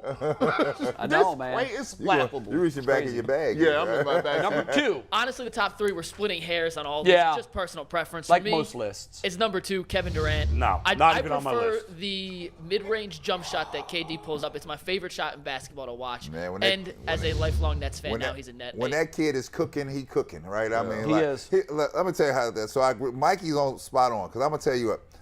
And I do broadcast work for the Cavaliers, as you know, right? And so I do all the away games, right? And so Brooklyn was in here to play Cleveland at home game. I said, let me go down, because I wanted to see him. Yeah. I had to see his size. I had to see how tall he was. I had to see exactly who this kid was, because he has become what I started as the prototypical small forward in this league, which was 6'11", 7 foot, person on the perimeter, be able to shoot the ball, bring the ball up. What Jerry Krause told me in 1986 that which way the game was going, you were going to be the prototype here. this is the evolution of the prototype, because I saw it. I was like, I have to go see this. Right. And when I saw it up close and in person, I like, this is it. His skill set is off the charts. I mean, his ball handling ability, the things he can do at that size, right? I like, this kid is unbelievable. So he is, Mikey, I think you're spot on here. And I think we all know the name that's not been mentioned yet that's coming. So I think it's hard to pick fault with his list. For me, the only discrepancy I have is, for me with Durant, it's hard to separate the artist from the art. I think he's made so many missteps One person in his career. One person gonna miss this list, and we already know who it is. But go ahead, we can shoot you. You're gonna say Kyrie Irving. Yeah, Yeah, you already I know. know. I was wondering You about already He was know. 6 for me. Okay. 6 for me. And I had Yep. Steph at 1. That's And it goes back. It's not recency bias. I'm a short point guard who shot the ball. Steph Curry's everything I always wanted to be. And when he gets in that supernova mode like he was on Friday night, Yeah, he was there. there is nothing, in my opinion, that's more fun to watch on a basketball court than Steph running around screens, getting the ball, watching the Warriors feed him and him hit the most ridiculously difficult shots look effortless. Yeah, and sometimes if it was anybody else, you would say, oh, that shot has no chance to go in. Yeah. But with him, you say the exact opposite. You don't even need to see it go in. You're like, that's in. I think for me, too, with maybe the change I would have made was Luka out at 4 and Kyrie in. Yeah, but you know what? Yeah. It's the same thing with Durant as it is, or with Kyrie as it is with Durant for me. It's hard for me to separate the art from the artist. And I guess I go on the art, right? So the skill set is there, right? The problem for me with Kyrie is this, and I like the way Kyrie is. He don't have to play enough games. But it's not the 5 best players. It's the 5 it's the most fun to watch. I know. Absolutely. You don't get a chance. You don't get enough time to watch him. He's not playing enough. Yeah. Right? I don't care if you go back to Duke or he doesn't play enough games. He just does not. And if you ask any player that has played this league, they're going to tell you the same thing. He's not on the floor enough. Right. So I cannot catapult you to the top because I don't even get to see you. Sure. But here, I like watching Trae Young play. I think he's a lot of fun to watch, too. that Kyrie skill set. I couldn't. Kyrie will I mean, that dribble list is around boring. you. I'm unimpressed with that And list. the way he finished with the English left hand, right hand runner, he could shoot the 3, pull up game. Oh, he got the whole game. He got the Everything. the playground game is crazy. Like, I mean, if Only you problem play- is you don't see it enough. yeah, bro. you can't miss 50 By the way, I'm games. going to tick off Brad again here. Look. Most exciting player of all time, I'll take Magic over Michael. Most exciting. Hey, Most That's fun. a good debate for Friday. Yeah. That's a good debate for let Friday. me. Hey, I'll tell I mean, you Michael's what. up there, of course. I think Magic was the most fun player to ever watch. I got in the YouTube Top Machine and went back. And when Magic was doing this, yeah, it was. Oh, yeah. And the little stutter step. Nothing no was look. better than those Magic passes. I don't have to go to the video. Yeah, you saw it. I saw it firsthand. I gotta go to a damn And I'll video. tell you, and Hey, Mike, if you go deep enough, You'll find Brad on the wrong side of that this is video. Magic shaking me down. We got to find that. Dr. J's got to be on that Oh, list, no. too. Dr. J. My was man saying. now. Yeah, Dr. J. Because see, now you're talking all time. And you know what that turns into. That's But Barbara here, Salt. when I tell you another thing, to Bull and his New Yorkers, Yeah. that Bernard King, Bernard could- when he was could rolling, fill it up, when man. he was rolling, it was. He could drop 50 like this Oh my Yeah. on a bad knee. And here, there's no better place to do it than in the garden. Yeah. I said, if you bring the noise into the garden, it's amazing. like no other place. I know this is a tangent we got to go, but I think we can do this quick. If you think of the most exciting basketball play you've ever seen in your life, The most exciting play. most exciting play that you've ever seen in your The life. first thing that came to my mind was when Larry McNuggets. Larry Bird got the steal and passed Yeah. to DJ for the basket. Top 5 the for game-winning sure. basket. Top 5 for sure. And the call made it so great, Yeah, too. the call was amazing. I say Jordan's jumper in Utah. Ooh, okay, yeah. Yeah. And that was a great picture. Yeah. I mean, this ain't a feat. I just keep going. I don't know why I keep going back when Kobe got 81. I mean, 81 points, a lot of points. That's a lot of bro. points. Yeah. Especially today. But that one play. For me, it was Jordan going up and reversing in midair and coming around the other way. I got one. It was unbelievable. When Dr. J came up underneath when he was on that fast break, and I think he was playing. Dr. J was playing And switched. Yeah. That I was like, Yeah, that was saying. here comes the doctor. Very similar But I would tell you to the Jordan one I just play. thought about that. Jordan on the baseline on that dunk on Ewing in Madison Yeah, that Square was a good Garden one. when they split him in the playoffs and he had all this in the rim on Ewing, and I was like, oh my goodness. One that no one mentioned, and I thought they would, was LeBron's block. Yes. In Oh, that was Game awesome. 7. Yeah. That for me. First time Shaq broke the backboard. Oh, that was Nuts. McNugget, what are we missing? Vince Carter jumping over the Oh 7-footer yeah, in the Olympics. the French dude. Yeah. Over a 7-footer. Poor guy. Yeah, that was insane. Hey, we got to take a break, by the way. Okay, we'll when break. we come back, we're going to play a game called Guess the Stat Line, Guardians Edition. Okay, See you guys how well you know the Hey, Guardians. the Guardians are red hot. They're 3 games out of first place. I said that right. 3 games out of first place. Guardians conversation on the other side of this break. The Ultimate Cleveland Sports Show is coming right back. Hi, my name is Jay Crawford. I am a lifelong Cleveland sports fan. I have carried my fandom every city I've ever lived in. People have always asked me, why are you so diehard about Cleveland? It's because I'm from here. And we know how much our teams mean to us. Most of us know that because of our parents. In my case, my father was just a huge Cleveland sports fan. It was really part of our life. It was woven into everything we did. And it was our connection throughout his life. When you watch Front Row, you never have to ask what's going on in Cleveland. It is our job to get you up to speed on the latest news and events so you can enjoy all our city has to offer. We are bright, bold, and all about the action. Whether you're a diehard Browns fan, waiting on breaking news, or searching for a special event for a weekend away. Our hometown has it all. So join us. We're waiting for you. Front Row, weeknights at 7. Seeing, knowing, and understanding Northeast Ohio is something we take very seriously. Because in our connected world, what happens in one community can have an impact on others, leading to difficult challenges and opportunities for reflection and growth. So, for in-depth analysis of how today's top stories affect you, your family, and our communities across Northeast Ohio, join us for 3 News at 6. So you know what matters most. Hi, my name is Jay Crawford. I'm a lifelong Cleveland sports fan. My favorite all-time Cleveland sports moment, you're not going to believe this, it was Rajay Davis's home run in Game 7 that tied the score. My favorite Cleveland sports moment would have to be the Kyrie Irving 2016 shot. It's the only time that I've ever cried over any sporting event. And my ultimate Cleveland memory is when the Cavs won the championship and the day of the parade. It was one of the greatest experiences I've ever had in my life. Yeah, Got that big fight with Ohio State. Yeah, it was. All right, welcome back to the Ultimate Cleveland Sports Show. Changing gears a little bit, going to baseball. Your Guardians have been on fire. They've won 4 straight series now. Yeah. 10-3 over their last 13 games. All of a sudden, you check the standings, and there they are. They're in second place, 3 games behind the Minnesota Twins, who I still think their pitching is vulnerable. I still think that this division stinks. Let's be honest. Yeah, the division's not very good. And then you look over at the East, and you look at what the Yankees are doing. The Yankees have scored the most runs, and they've given up the fewest runs They have in put Major it all League together Baseball. this year right It now. is the most complete team we've seen in baseball in a long time. Yankees Mets have the 2 best records. 2 best records in all of baseballs. Could have a Subway Series. McNuggets, you want to play a game with the Guardians? Something about the stat line? Let's go. Yeah, they're hot. They are we hot. have to talk about them, and instead of just having a normal conversation, let's play a little edition of Guess That Stat Line. Okay, great. So you're going to show us the stat line. We got to tell you the player. Correct. Okay. First stat line. Which Guardians player is this? Ooh, wow. 30 seconds on the clock. Awesome. Collective group decision. No home runs. Oh, that's Ahmed Rosario. Incorrect. No.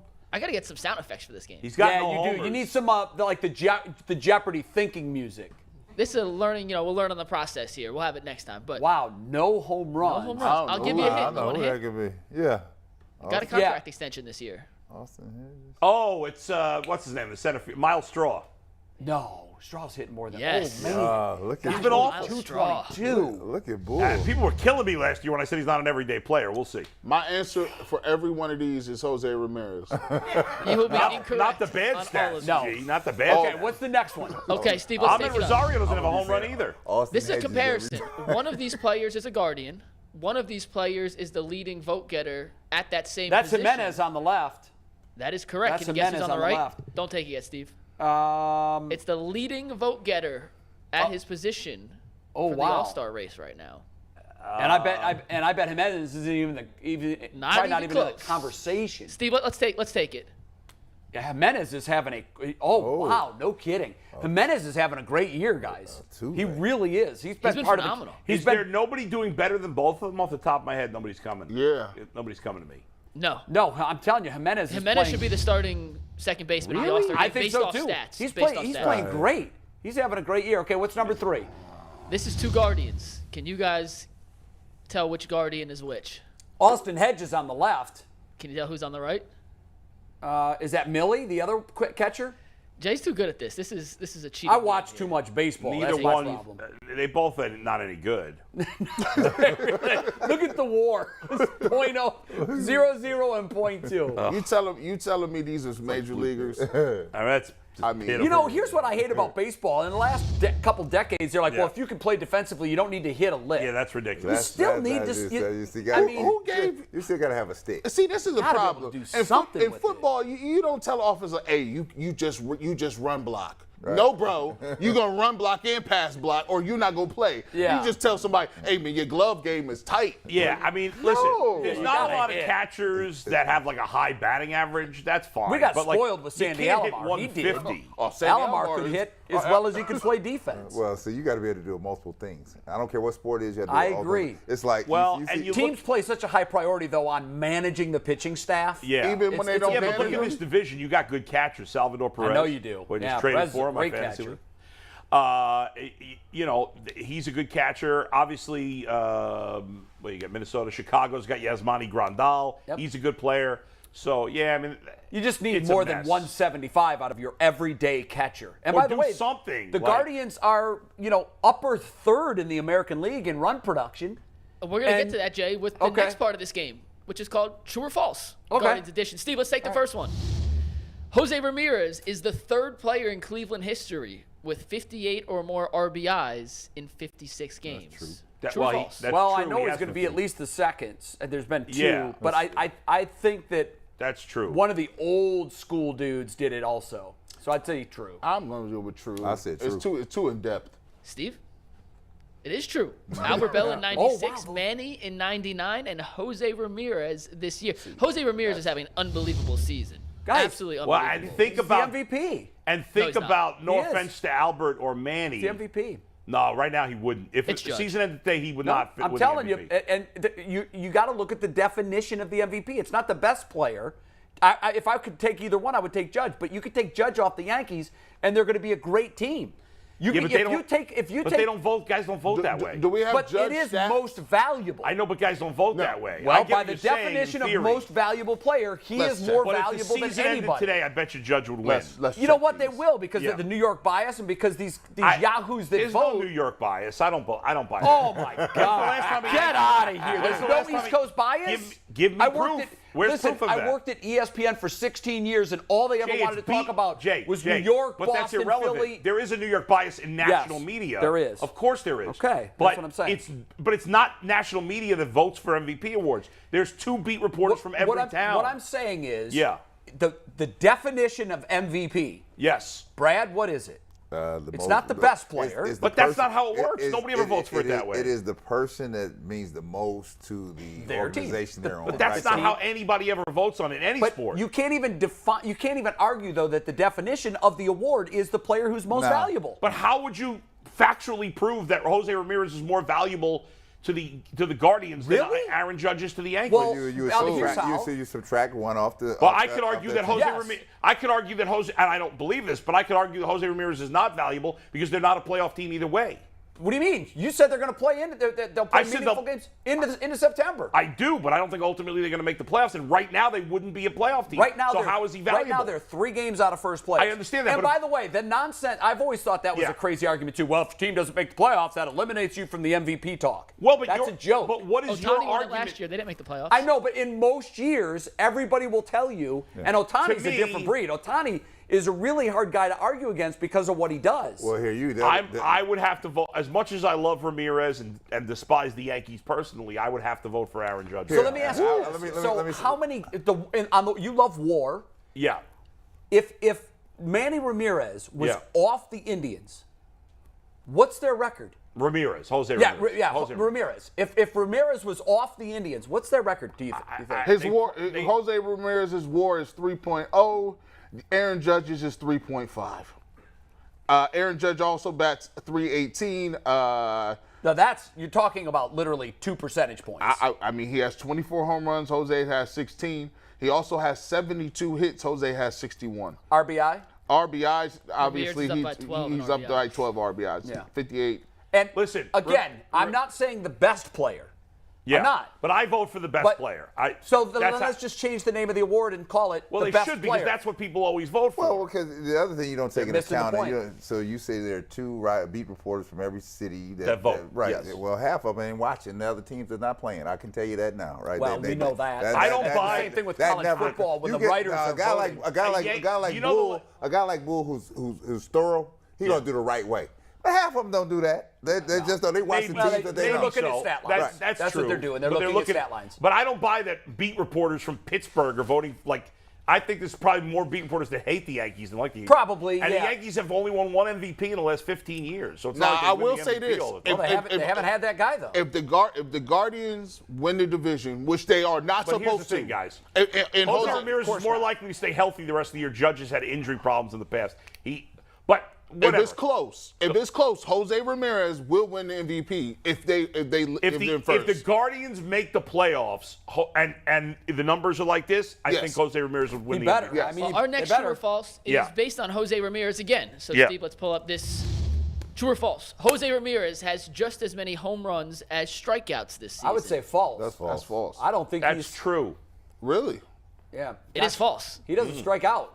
He has 16 home runs, 17 he has more. strikeouts. Yeah, I know. I mean, his strikeouts, the guy just puts the bat on the ball.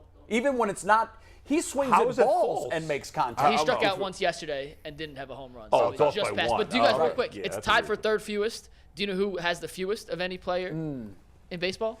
I'll give you a hint. He plays in Cleveland. Stephen Kwan. Correct. Yeah, Quan, his swing to contact ratio is ridiculous. The problem, though, is Man, he fell off, the too. Guardians have too many Middle range player.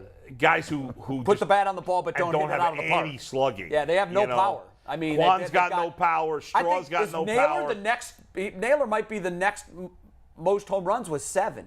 I don't think they've got anybody over. Give me 1 sec. I will double And check Jimenez that. has 7, right? Yeah, Naylor and I think Naylor and Jimenez both have 7. I don't think anybody else has more than that.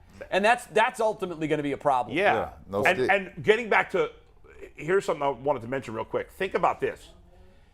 Jose Ramirez became the 3rd Guardians/Indians player to ever have 58 RBIs in 56 games, right? Right. Think about who Manny and Albert had in the lineup. Oh, with no them. kidding. I mean, compared to what Guys, Jose has. Guys, Manny won, I think, 96 or When he Manny batted was fifth? hitting 8. I thought he was He was hitting hitting deep. 8. He was the 2nd cleanup hitter. They were Hargrove- loaded with all-stars. There was no easy The out Guardians in the have lineup. 0 all-stars besides Yeah, Jose. the fact that he's driven in more than a run a game is insane. Is absolutely one of the most impressive stats you'll see. Listen to this. I tweeted this yesterday. I got to find it real quick. These are the stats that Jose Ramirez is on pace for, okay? Here's what he's on pace for. Here we go. Probably 40 and 100. 292 batting average, 390 on base, 636 slugging, which is insane. He's on pace for 117 runs scored, 50 homers, 177 ribbies, and 28 stolen bases. If he doesn't win an MVP with those numbers, I quit. Well, listen. Aaron my Judge guess is is for 77 my home guess runs, is just Judge throwing will it get out hurt there, at so. some Yeah, point, but as he always does. Let's see what happens to Judge in August. I'm just saying, if we're looking at Right. the long run here, and we got one more true or false Right. we got to get to. Yeah, This go was ahead. fun. Oscar Gonzalez is the first love Oscar player Gonzalez. That is true. in Cleveland history Yeah. with 25 hits in 15 games. That's true. Yep. You guys ruined the fun. Here's another one that just puts the bat on the ball. Again, yeah. And it's early. He hasn't It played is. a lot. I know but- we got excited about Quan, and he's Yeah. kind of fallen back to earth. He has fallen back to earth. I love Gonzalez, though. I mean, his swing, everything about his game. It doesn't. I mean, yeah, he's probably going to fall back, but I think he's a serviceable everyday player. And right now, when you look at the Indians, you've said this before. How many of these guys are going to go start Right. anywhere else? I know. But I think Gonzalez is a guy that's got a great this future. team needs 2 more sluggers. Well, Yeah. Right? You thought Fran Meal would be one of them, and then you only needed 1. Right now they need 2. The rest of the team is. So the question is, do you think that they will make a move? I mean, No. I know they will make a move for anything. Right now, it's not the deadline yet, but right now they have to be buyers. They have to. They should be, but I don't buy that they will. I hope you're right. The fan base is so used to us being sellers if we're not, within striking distance. That's the way this team is built, and the way they've operated for a couple of decades now. But if you're within striking distance and it doesn't look like anybody's going to run away from this division, you can't tell the fan base next we're year. Gonna stand pat, right? You just can't. We'll see. They did buy in 16 and 7. They bought those years. Well, they were different teams. Right, and they had higher payroll. Right. But in the years since, they've been sellers. Yeah, I have no faith that they're going to buy, but I agree with you. You that they brought should. something up earlier today. Let's do this as a quick topic. The attendance. So yesterday, the Guardians played a morning start. Not their call. The game was on Peacock. Explain it to the fans. So there's a game of the week now on Peacock channel, which I think is silly, where the games every week is at 11:30. This week it happened. One game a week. One game a week. Yeah. It's on a Sunday, and this week the Guardians were playing that game, and the attendance, as you see, only under a beautiful 18,000. Sunday. Yeah. Usually that number you would think would be 25. the highest. You think? And I mean, it's at least down in the low 5,000 20s from Saturday's number. I think that's crazy. The game was over at 2:00, which I don't mind personally, but we're used to baseball games never starting before 1. You got. I know. I'm getting updates on my phone in the morning, and I thought it was a mistake. Right. It's weird. You got people on Sunday morning. You got people going to church. You got a bunch of things going on. I said, so it's going to cut into your. Yeah, attendance. it's weird. But I don't understand. MLB going to Peacock, and you got to pay for Peacock, and you got to. They're going to the Apple Plus. Yeah. It's not like it's Netflix, where a lot of people have Netflix. How many people have Peacock? You have to really. Peacock did the deal because they obviously want to grow their subscribership. I just think it was a bad move for baseball to do it. I know it's another revenue stream. Yeah, but that might tell you about where baseball is. I don't think it's sucking people in because they go to Peacock. I don't either. It's not going to make me go to Peacock. But it's going to make you miss the game. Actually, be truthful, it hurts you amongst the people that you wanted to grow with, right? Yeah. Why Can't would you see the game? Why would you put a firewall on people doing walk-up in attendance? You can't see it if you don't have the app. Make it free in the local market. And how many younger people are going to go through those hoops to be like, let me just do that to go get when you package it, this goes back to the thinking. When you package it, you got to think about the package out here, ESPN Plus with Hulu plus Disney Plus, right? So you have to package it so that I have to come get you. Right. I'm not coming to get you for Peacock. No, not for an 11:30 start on I'm not doing Sunday. it. Yeah. You don't have enough material for me. I think it's a Now, bad y'all might want to get y'all's Amazon Prime up, though. That's coming. We will do that. McNuggets? Got to watch the boys. We got to move on to the Cavs trade. Let's talk a little hypothetical Cavs trade. So this happens all the time. Yeah. Once the offseason hits, and obviously it's been the offseason for the majority of the teams now. Bleacher Report proposed this trade. So it's basically a Gordon Hayward for Kevin Love swap, but also the Hornets would throw in Mason Plumlee and the second-round pick that they got from Boston. So not their own second-round pick, the second-round pick that they got from Boston in a trade. And then the Cavs would ship Kevin Love and Cedi Osman to Charlotte. Right. And I think for me the big deal is you're looking at Kevin Love knowing that he's only got one more year at that number, so you're probably excited if you're the Cavs. But if you do a trade for Hayward, you got him at that number for 2 years, an even bigger number. So you that's why I don't like it. So you come to my wheelhouse here. Right? So first of all, I am not moving Kevin Love for Gordon. Gordon Hayward's another person. He stays on the IR. Can't get healthy. Although Kevin Love's always hurt too. No, but Kevin Love has a big contract that's coming off the books here. Yep. So I'm not going swinging for Gordon Hayward. You don't know where Gordon Hayward's going to be. I mean, since he left Utah, it's been all like straight downhill, baby. Yeah. That's what it's been. And Plumlee, he's just a serviceable guy. Sure. Right? And the second round guy, the way it goes now, hell, no guarantee the second round guy going to make the roster. Do you like the impact that Love has he had an impact on the young guys? I think with his acceptance of the role coming off the bench last year was phenomenal, right? Because you have to, Bull's point, I agree. You have to have somebody there that is cooking some knowledge to these kids. Because these young kids, let me tell you something, they don't know a thing. They don't know anything about being a pro, right? No. Somebody has to be there to pass the baton to say, oh. Is he filling that role? I think he's doing that. I watch how they gravitate toward him. Yeah. He is doing that. He was and then the plus side of it is this. That contract coming off the books at the end of the year. He's going to get the Cavaliers somewhere. When I said they were going on the clock, it's giving them some wiggle room. Yeah, I'm not trading which is why I don't like the trade, I'm because if you take Gordon, now you got 2 years. You know what's amazing about this is a year ago, 2 years ago, I would have done anything to get Kevin Love off this roster. Yeah. The contract sucked. The team was bad. He had those moments where he was not hustling on the court. He seemed like he was being a bad teammate. And it all turned around. It turned around last year. He was like, all of a sudden he became a great teammate. Mikey did the 60 seconds with Darius Garland, who's the funniest teammate. Talk about Kevin Love. You think of him having no personality. Brad talked about it. Having that veteran presence on this team. He's that guy. And yeah, Gordon Hayward gets hurt a lot, so does Kevin Love, but I'd rather have the guy who gets hurt a lot that's already here and the team knows him, and he played that role perfectly. And you only have 1 year on that long term. I'm not making that trade. But the other thing, what is Gordon Hayward doing for you that you need? Tell me what he does. On the court. That you need. And when you I could have got him 6 years ago. That was in Utah. Now, it also, they just had the graphic up. I mean, Kevin Love was playing when Ricky Rubio was there. He was playing at a 6-man-a-year pace. I mean, there was a lot of games he led the Cavs in points off the bench. He comes out, he was a knockdown shooter, almost shot 40% from three. He gives you about 7-8 rebounds, and he gets that in basically little or no minutes, right? He just not getting crazy minutes last year. He's giving you he's giving you basically what Gordon Hayward is giving you. Plus, he can give you some rebounds on top of that. Let me tell you something. Boston moved off of Hayward, right?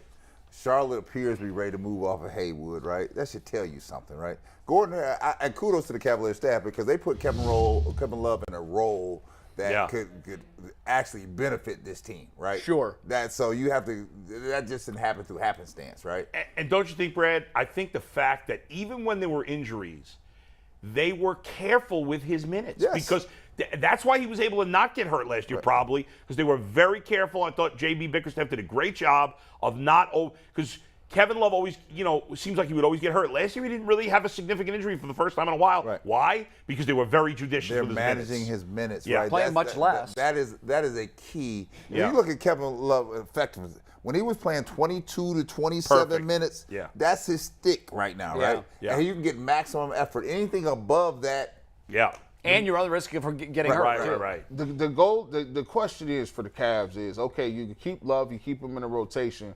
What are you doing with this draft pick? You get a guy that can contribute. Yeah. And then what is the runway for Colin Sexton? How many minutes are you going to give him? How many games to see if it works with Darius Garland? you're going to find out one is he even a part of the future here, right? Because they have a good mix here. It really comes down to Colin. Can he accept a role that is going to be what appears to me far different than when he was rolling here? A reduced role. Right, because other people are rolling now, right? So are you going to come back and play the same way you were trying to play before? Because if you are, I'm going to say that's going to be a problem, right? That won't work. We're going to stop. It's not going to work. He had here. to play differently right. then. So now you have to play differently. Can he? And so can he? Is he willing to do that in a contractual year? The second thing is this, and I'll just be honest with you. What can I get for you on the market? Yeah, we've talked about that. What can I get for you on the market, right? And that's just how this game works. It's nothing personal. The people are always looking to upgrade and say, I have a chip. Do I play it or do I not play it? Do you think it's more likely than not that he's somewhere else to start the season? So, it depends on who's thirsty out here, right? Yeah. When they look at him from the outside, here's a guy that can give you 20-plus points, right? Maybe not in a starter role. Maybe you're looking for a guy to come off the bench with energy. He does that, right? Now, the question is, what he does at a high clip here before he get the injury, does it help me now, right? Right. And some would say yes, because we had a slot available here. We were going between a couple different players to see if they could help us out. Maybe we have that player. Again, it goes down to what role are you willing to accept here, right? Because the star of this team is Darius Garland, and then followed by Mobley, right? That is the order of progression now. If you still thinking that you're coming back and you're the number one guy, you're not the number one guy here. It's not happening, right? I don't know that. You know better than I do. I don't know that he's going to comfortably slide into that new role. The only thing I'd say to that is he showed himself to be an amazing teammate down the stretch. He did. I was really impressed by that. Sure did. He was hurt. He could have easily, a lot of players would have sat home. Yeah, you're right about that. He was not, and that makes me believe that he could adjust. One other thing real quick, because G mentioned it briefly. You mentioned Ricky Rubio. The team was not the same when he got hurt. right? I'd look to bring him back. So I would say this to you, right? And I said it was good to see him on the sideline, but I'm gonna just tell you. Yeah. I'm gonna just tell you there's rumblings out here like, where is he at? He got a meniscus tear. How long is a meniscus? Oh, physically. How long is a meniscus tear? Yeah, guys have come back from that. They're like, wait, hold. They're like, let's see. Yeah. They're like, So we know a meniscus is out. Wait. You mean you're not here yet?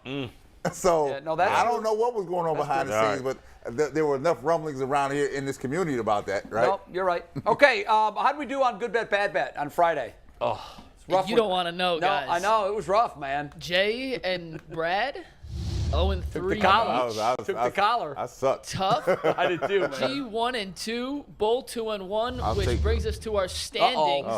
And check out this gridlock near the top here. Oh, I was awful. Look at Mike Bull. I was rolling. 26. Look at Mike. That's crazy. But you almost have to you need certain at-bats before you qualify. Yeah. But what's funny to me is the three everyday guys were at 50, 53, and 52. This is why casinos have a lot of marbles. This stuff is hard, man. Yeah. You ain't getting my money. I play blackjack. Oh, that's not a good thing. Hey, at least you got some. If you played the optimal way, at least you got some. yeah, if you're smart. But sometimes though you're a victim of the person that's in front of you. Making a bad decision. Next to you. And you're like, wait a minute, why are you taking a hit there? There's no reason for you to take a hit. It's like, well, this is my first time playing. No, listen, stop And then talking you on the table, too. It drives you nuts. Okay, what are today's games? No Guardians game tonight. They're off. They play the Rockies tomorrow. So the NBA Finals on tap, Game 5. These are 3 NBA Finals Game 5 bets. We start with the straight-up line. Boston +4 on the road. Ooh. 2-2. Jay Lone to center. I'm going to make up some ground here, kids. Ooh. I'm going to make up some ground here. Like Golden State at home? Yeah, I do. I do. I do. I think the tide's turned in this one. I think it's still going to go 7, but I think the home teams are going to win Game 5 and 6 comfortably, and then it's going to come down to Game 7. I think Golden State's going to play very well at home tonight, but I tell you what, if Steph Curry doesn't go for 43 the other day, the Warriors were done, right? Yeah, they needed that. So now let me see if you bounce back here, because you're going to need another 40-plus night. Because you think it's going to take 40? Because the others are too erratic, right? Yeah, you tell me when Steve Kerr says go down the stretch, and he said, Draymond, you go to the bench. Yeah. That tells me that Steve Kerr was concerned, right? The only thing to say Did you think that was the right move? Because I did. He had to. Yeah. He ain't had nothing. You just don't get enough out of it. I said, so here's the story. If Steph Curry does not go for 43, 5 minutes to go in the game, the Celtics are up 5. I'm leaving the gym. I'm like, oh, this is great. They're about to walk out of here. By the time I got to the car, I said, what the hell happened? Yeah. Steph Curry. Steph Curry happened. I told y'all that boy. Look, Steph Curry, listen, he's the scariest person in the game. If he gets the ball, everybody in the world thinks it's going in every time. I have never heard that about nobody. Sometimes he doesn't even wait to see it go in. I like he walking back and going back the other way. He's going back to play defense. And if I see him shoot a ball and be falling down, it sounds like he's falling down again. It's good. It's sick. It's crazy. These guys fall down every time they get touched. Ah, but you know, he fall out like he got shot. Yeah. Number 2. We'll talk more Steph Curry in a sec, but number 2, over 212 total points in tonight's game. G the lone center here. On an island. Defend yourself, I don't G. like the over. Man, listen, I'm going to tell you what I like. I like Tatum in this game. I think he's going to get off a little bit. I actually think Klay Thompson going to have some points today. I think he can get over 20. It's in Golden State. The pace should be up. I like the 212. I think Brad and I are the only ones that got it right, because I think Brad's thinking like I am. We think Boston's going to win, and if Boston wins, it's a lower scoring game. Yep, absolutely. Man, if Boston wins, and here I'm gonna just say the Celtics, Jay. I think it ends in 6 back in Boston. The Celtics are really you had to admire what the Celtics are doing, because if they had a legit point guard, right, they'd be legit, right? You got Tatum at the top, Jaylen Brown, who can't handle the ball real well. I mean, it's like turnover city every now and then, right? Yeah. I think they're playing phenomenal basketball with what they got, right? But tonight, the venue, to be clear, that venue in San Francisco is going to be tough. Right, it's gonna be real tough. Is. And then you start hearing those chants from the thing. If you're a Cleveland fan, remember the thing going there? They were like Warriors. And I don't like that. I don't like that trolley car going up the hill. I don't like that, man. I don't like it. You know they're good. Boston doesn't either. All right, what's number 3? I'm holding up the 3 because the number 3 is for Steph Curry, over 30.5 points for number 30 tonight. Wow, Bull and Bush say no. Yeah, I think he's going to have to get some help. He can't get. He not going to have 30. You know what's tough about threes? And I know we think they're going in all the time, but you could be this off. I think they're going to stop him just enough, right? He's going plus 30. Yeah, he's going plus 30. I feel that way, too. 30, 32, 34 doesn't hurt you. The 43 hurts you. Right? By the way, that's what hurts you. I hate to admit this because when Cavs were playing them every year, he drove me nuts. But Steph Curry's a damn likable player, isn't he? Very much so. I don't know what you don't like. I hated him. But when he played the Cavs, everybody hated him. Yeah, everybody wanted to knock but that. Draymond's not likable. I didn't say that. See, so Steph Curry and his dad Dell and I were drafted the same year. So Dell's a great guy, right? Sure. It really is. So the family is put together well. Yep. So I'm cheering for us to win, but you have to marvel what he's doing. He is killing people. I told you. Killing people. I told you before the season, before this series started, I said if he wins this championship, some of y'all's favorites got to go. No.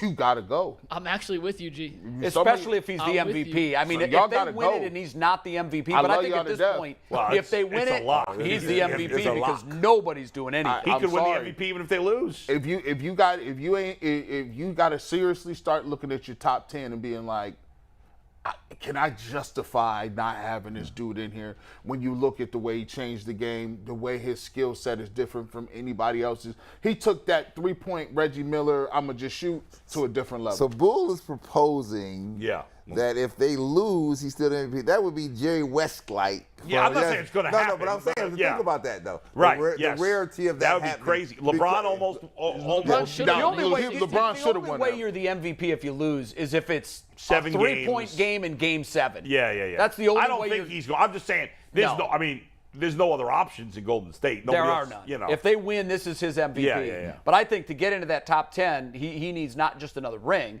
I think he needs that one missing piece from his resume. I still wouldn't put him in top 10 no matter what happens, but we'll see. Maybe I'm being unfair Brad, to the new guys. what do you think? I mean, I don't know how you keep him out. The way he's been playing is just like phenomenal. But I will say the top 10 is solid. I was having this discussion. No, I know. I said, I don't know who goes out. That's a long, Who are you putting him in ahead of? Hold that until it happens. Hold that until it happens. Right. We'll have that debate because I'm with Team G. If they win the finals and he wins MVP. I don't know how you don't have him in there. It's splitting hairs for He won 8, one 9, 10, pre-Kevin 11, 12. Durant and post-Kevin Durant. Ooh. And LeBron was still LeBron went to his conference, right? Yes. And LeBron was going to everything 9 in a row. He goes to his conference. He's like, no, I'm still going to win. That's tough. LeBron did win too. Hey. All right, we're going to break. When we come back, final takes to wrap up this edition of the Ultimate Cleveland Sports Show. We're back in 2.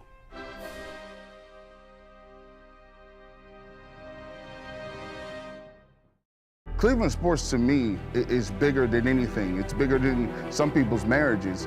They say the Dallas Cowboys are America's team. No. Dallas is not America's team. Cleveland is America's team. And sports in Cleveland is a religion. It's a way of life. It doesn't matter where you're from. It doesn't matter how much money you make. It doesn't matter. Sports is a way for people in Cleveland to get together, and it's something that can't be replicated in Cleveland. Sports is a thing. Recognize that feeling? It is the feeling of being together, enjoying the company of a familiar face, and sharing moments that matter to you, to me, to us. What matters to some could impact all of us, especially in a place like Northeast Ohio. Here, stories are shared from east to west to south. Stories of perseverance, of family, of love. If a story brings us together, it's what matters most. News you can trust should be news you can rely on. And every night at 11 on What's Next, you can rely on us. A new legal twist for Brown. Today also marks the beginning of ODOT's here, and we are going to continue. So the Guardians have to play almost. You can rely on us to help you go to bed better informed with stories that prepare you for tomorrow. And with news that's relevant to your life. We'll make sure that you're ready for what's next. Because being ready for tomorrow is what matters most. Hi, my name is Jay Crawford. I am a lifelong Cleveland sports fan. I have carried my fandom every city I've ever lived in. People have always asked me, why are you so diehard about Cleveland? It's because I'm from here. And we know how much our teams mean to us. Most of us know that because of our parents. In my case, my father. was just a huge Cleveland sports fan. It was really part of our life. It was woven into everything we did. And it was our connection throughout his life. Dun, dun. All right, guys. Time for final takes. Adam, we haven't heard anything about your Little League baseball weekend. Or did you not have a game? Yeah, no game over the weekend. No game over the weekend. Practice. I wasn't going to talk about that, but since you brought it up, I'll mention briefly. We had two practices, one on Friday, one yesterday. Had to make one of the kids run laps on Friday. Explain. Well, that's because I said if anybody, I was getting annoyed that some of them were playing in the dirt. Well, like two kids were playing in the dirt. I'm like, next kid that plays in the dirt is running laps. Let's go. We got to get you focused up. And someone went One back kid to played in the dirt. How did he take it? I'm not going to name names, but how did he take that it? would be inappropriate. But yeah, how did he take it? He did. He ran his lap. How old are they? Petty LeBoon. 10 years old. Petty LeBoon. Hey, that's an inappropriate response for that. These kids need to learn. You got to focus learn. up. Yeah, you got to focus. But playing in the dirt is so fun between ages of 6 to 10. I'm making you run laps now. No, but they're 10 to 12 now. Oh, yeah. they're 12? Yeah, you're Little League. They're 9-10. Okay. So it's not really Little League. Little League's 10 to 12. Yeah. So it's the minor league. Yeah. Okay. Well, our Minors. league is for kids in the 3rd, 4th, 5th, and 6th grade. Okay. All right. And my kids are 3rd. You're on the clock for your final take. All right, guys. This is extreme. It's never going to happen. But there's I can't remember the name of the basketball tournament now. But there's this tournament they had the last couple of years where they did this thing called the Elam ending. It's called the basketball tournament. Yeah, the basketball tournament, right. I know this has never happened in the NBA or college basketball. It's way too extreme, but it makes the end of games more exciting. The biggest flaw in basketball, pro or college, is when we have these foul fests at the end of games. So, keeps the time on the clock and it just drags and drags and drags. The Elam ending, for those who don't know about it, I'm not even sure why it's called that. Maybe the guy who came up with the idea is this. When there's for example, my idea would be when there's 2 minutes left in the game, you shut off the clock. 2 minutes left in the game, you shut off the clock. Let's say, for example, in the NBA, the Celtics lead the Warriors 95-90 with 2 minutes left. We shut off the clock. The game goes now. You got the team with the higher score has to score 10 points. So if it's 95-90, then it's first team to 105 wins. Then there's no fouling. That's out of the game. There will never be fouls. I mean, not purposely. I know it's insane. I get it, Brad. I know it's never going to happen. But how much more exciting would end of games be? Well, you would completely make the first 46 minutes a waste of time. No. Why? Because the other both teams don't have to get to. If it's 95-90, it's the first team to 105. Okay. So the Celtics would need only 10 points to win. The Warriors would need 15. So having a big lead would make a difference. I see what you're saying. Not the first to 10. So No. How long is that going to take? You don't know. Maybe a minute. But all I know is the clock won't really stop. Yeah, when I go pay to see a game, I'm on a clock. I got to get out of here. You want it, yeah. I would think the games will be faster. Well, I don't know. No fouls, no. The fouls slow up the game. No, it does. This would end fouling or purpose fouling. So if I foul somebody, what happens? It's same rules. But why you wouldn't foul on now you foul on purpose, right? To save clock. Yeah. There would be no point in doing that. The clock is off. You'd be giving two free throws. No, I'm fouling you just so that you don't get your game off, right? Now it turns into thuggery out here. That's what happens, right? Yeah, it can. That's exactly. It's interesting, Bull. Yeah. It's interesting. But it's such a departure from. So it would never happen. Yeah, it probably would never happen. The ends of games would be more exciting. I think he's got a point. I think he's got a point. You don't think it would be more exciting? Nuggets, why not? Well, there's something to it, but there's no more real quote-unquote buzzer beater. There's something to having to go 2 for 1 and executing down the stretch. Maybe it's the basketball. Every game would end on a buzzer beater. I mean, essentially, the game would end on a shot. Well, essentially, they did that in the All-Star game. They do it in the All-Star game. Right. Yeah. That's a little It's different. a great gimmick for those type of situations. Yeah. I've had this but not for an every night. I just think it's too drastic for people to wrap your head around it. But there's no doubt that it's. What do you mean you wouldn't have? Every game would be a buzzer beater. Every game would end on a basket. Here. I would enjoy it. Not dribbling out the clock. Yeah, but if there's a 22-point lead, yeah, then who's watching the last 2 minutes? But who's watching it now? Either way. Well, yeah, but if it's 20, like at least if it's a 22-point gap, right? So the team that's been getting their ass kicked the whole game has to score 32 points before the other team scores 10. 10, right. What are the chances that happens? What are the chances of a team down 22 with 2 minutes to go winning a game anyway? I mean, almost zero. Yeah, so. Put the clock on and end the game. Give me a reason to care about every game, and I don't know what that is. I'm just saying the last 2 minutes of games would be better. I got to relieve the babysitter. Come on, let's go. All right. That's what I'm saying. I think it'd be faster. It's not coming anytime soon, No, but it's an definitely interesting concept.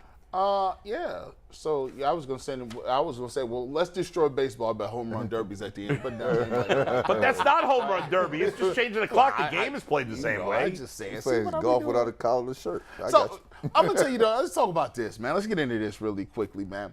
So we talk about the Cleveland Browns all the time, man. And one of the things that, and even I fall into this trap, is this thought process that if Deshaun Watson is not there, that everybody just gets a pass.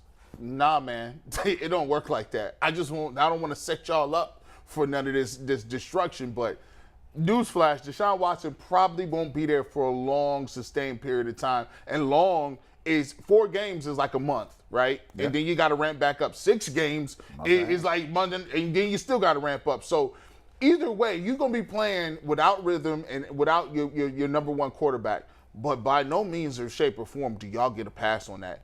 Kevin Stefanski, you got to win ball games, man. All this thought process that we could just go out here and the playoffs are still the objective. You can't have all of these guys that you're paying that are being paid as top 5 at their position and not holding it down. Hey, look, Myles Garrett, look, you want to be Defensive Player of the Year? We love you. We like you dunking basketballs, but we need you to be getting to the quarterback. That's cool, because you're going to have to do that at an increased pace when you don't have an opportunity to actually have your quarterback out here. Hey, Denzel Ward, you getting paid like a top 5 cornerback. We need you jumping routes. You know, a lot of y'all guys, David Njoku, hey, welcome to the big leagues. You're getting top 5 money. So the thought process that the Cleveland Browns can go out here, take these L's, and just say it was because Deshaun Watson wasn't there, I can't do that, because you know what? I didn't give Baker Mayfield a pass last year, and you ain't getting one this year. So let's get it going. Here. Kudos to you. Like, you getting this Luciano. Let's go. Step up. I think you still got to be realistic that expectations change, but I don't think anybody ever gets a pass in the NFL. No. All right, so let me jump in here with my final take. And my final take is I appreciate you pushing the envelope in basketball. I appreciate you holding the Browns accountable. I'm gonna jump off to some public service here, right? So because a lot of times professional athletes here, they always get the amble over their head because they don't seem to care about what's going on here. Now here, I'm gonna change that because there's one of us that's amongst us that seems to have understood the assignment. So to Mr. LeBron James, whether you like him, don't like him, think he did well, got still mad at him because he left here, let me tell you, put that to the side.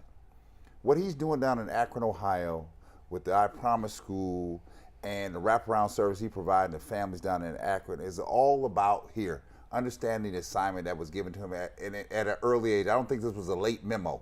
I think this is a culmination of years of experience and him providing back a route for people to be able to move forward in this world, whether it's through athletics, academics, just everyday people out here trying to make it. He is putting his money where his mouth is. He is putting his feet on the ground and making sure that work is being done to move and advance a section of folks in this country that not always get a chance to move forward in this world. And I have to commend him for doing that, right? Because here, sometimes you have to separate the athlete from the person.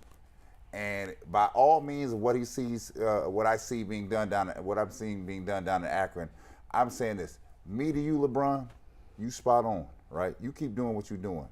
And any hater out here, just let them keep hating. Keep doing what you're doing down here, because people down there in your hometown, they're very appreciative of what you're doing, bro.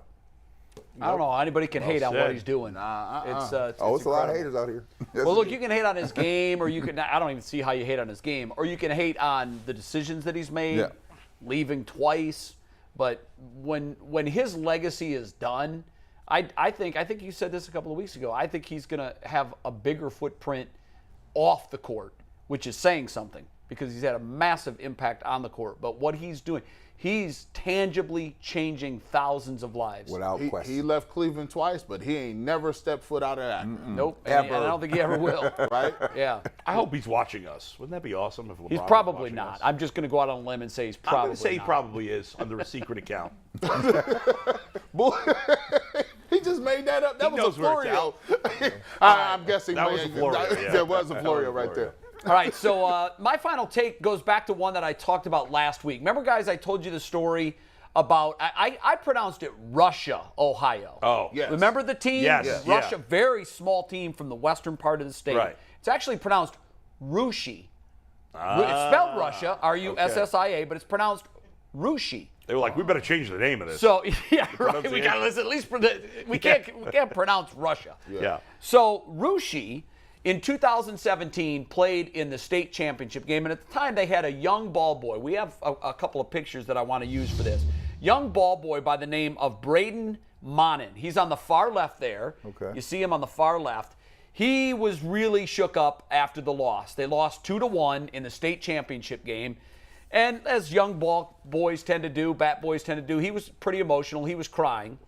And just after seeing this, the Ohio High School Athletic Association commissioner at the time, Jerry Snodgrass, saw the boy crying, grabbed one of the game-used balls, went up to him, and I think we have another picture. You can move it to picture number 2. There's a closer look at Brandon. He gave him a baseball, and he said, young man, I want you to save this ball, and when you make it back here as a player one day, and I know you will, use this ball to warm up. And I told you last week that they had made it to the state championship, to the state playoffs, the finals. Right. And sure enough, he did bring the ball. He used it to warm up with his dad. Well, this is Braden, making the defensive play of the game in their semifinal win, a very close game. He made a terrific play where he had to race out from his infield position. The ball, when it was initially hit, he took a step in. Everyone that was in attendance said they thought for sure it was going to fall. It was a critical situation. He made the play. They got to the state championship game. Well, I'm pleased to tell you that this story has a happy ending because on Saturday, Rushi won the state championship, the Division IV state championship. They beat Lincoln View 10-4. Braden is seen here holding the state championship trophy along with that baseball that was given to him by Jerry Snodgrass in 2017. Great story, an even better ending. Here's the crazy part, guys. He started for the state championship team. Braden's a sophomore. Oh, wow. Bright future ahead for this young man. So to Braden and the entire team at Rushi, we say congratulations to you, but most importantly, thanks to Jerry Snodgrass, who had the presence of mind in a very desperate and moment of despair for this young man to do a small gesture that has really, after 5 years, kind of come full circle as they win the state championship. Really cool story. Great story. Congratulations to them. Great story. By the way, does it make me immature that every time you say the name Snodgrass, I giggle a little bit just because it's a funny last name? It does It's a make you funny just a last touch. name. That's a great story. Definitely a prank call name. Yeah, right? This is Jerry Snodgrass over here at. I digress. Here. So Don't sleep on Jerry. Send He's a great Chinese dude, man. food to my neighbor. Jerry Snodgrass is a great dude. You know him. Yes, Yeah, Jerry- he is. Jerry He's a Snodgrass is great dude. guy. Great guy. He really Great is. guy. And for a long time, Long ran time. that Ohio High School Athletic Always just say Association. AA. Yes, Yeah. he did. And always put the kids first, always had their best interest at mind. And it's a really cool story that's now come full circle. So congratulations to Rushi and to Braden and also to Jerry for being a part of that story. That's it, guys. We're out of time. We'll do it all over again tomorrow. Aditi's in, so that's going to be fun. Also, Robin, and I'm not sure how you say your last name. Is it Raziel Lochner? Just Lochner. Okay, so Robin Lochner. She is coming in tomorrow. She's going to be representing the Cleveland Browns women's group that Mike Polk tried to join, and they wouldn't let him. Right. But we've been talking about needing to hear a female perspective on the whole Deshaun Watson thing and their thoughts on the Browns making that move in the first place. So we're going to take that step tomorrow when Robin joins us. Also, Channing Frye is coming in. He's going to join us from Los Angeles tomorrow. And Oh, wow. Browns training camp superlatives. That'll be fun. I know McNuggets has something very fun planned for that. So we'll be back tomorrow at 11 a.m. Eastern. We hope you have a great day. Until then, we'll see you soon. Make us a habit.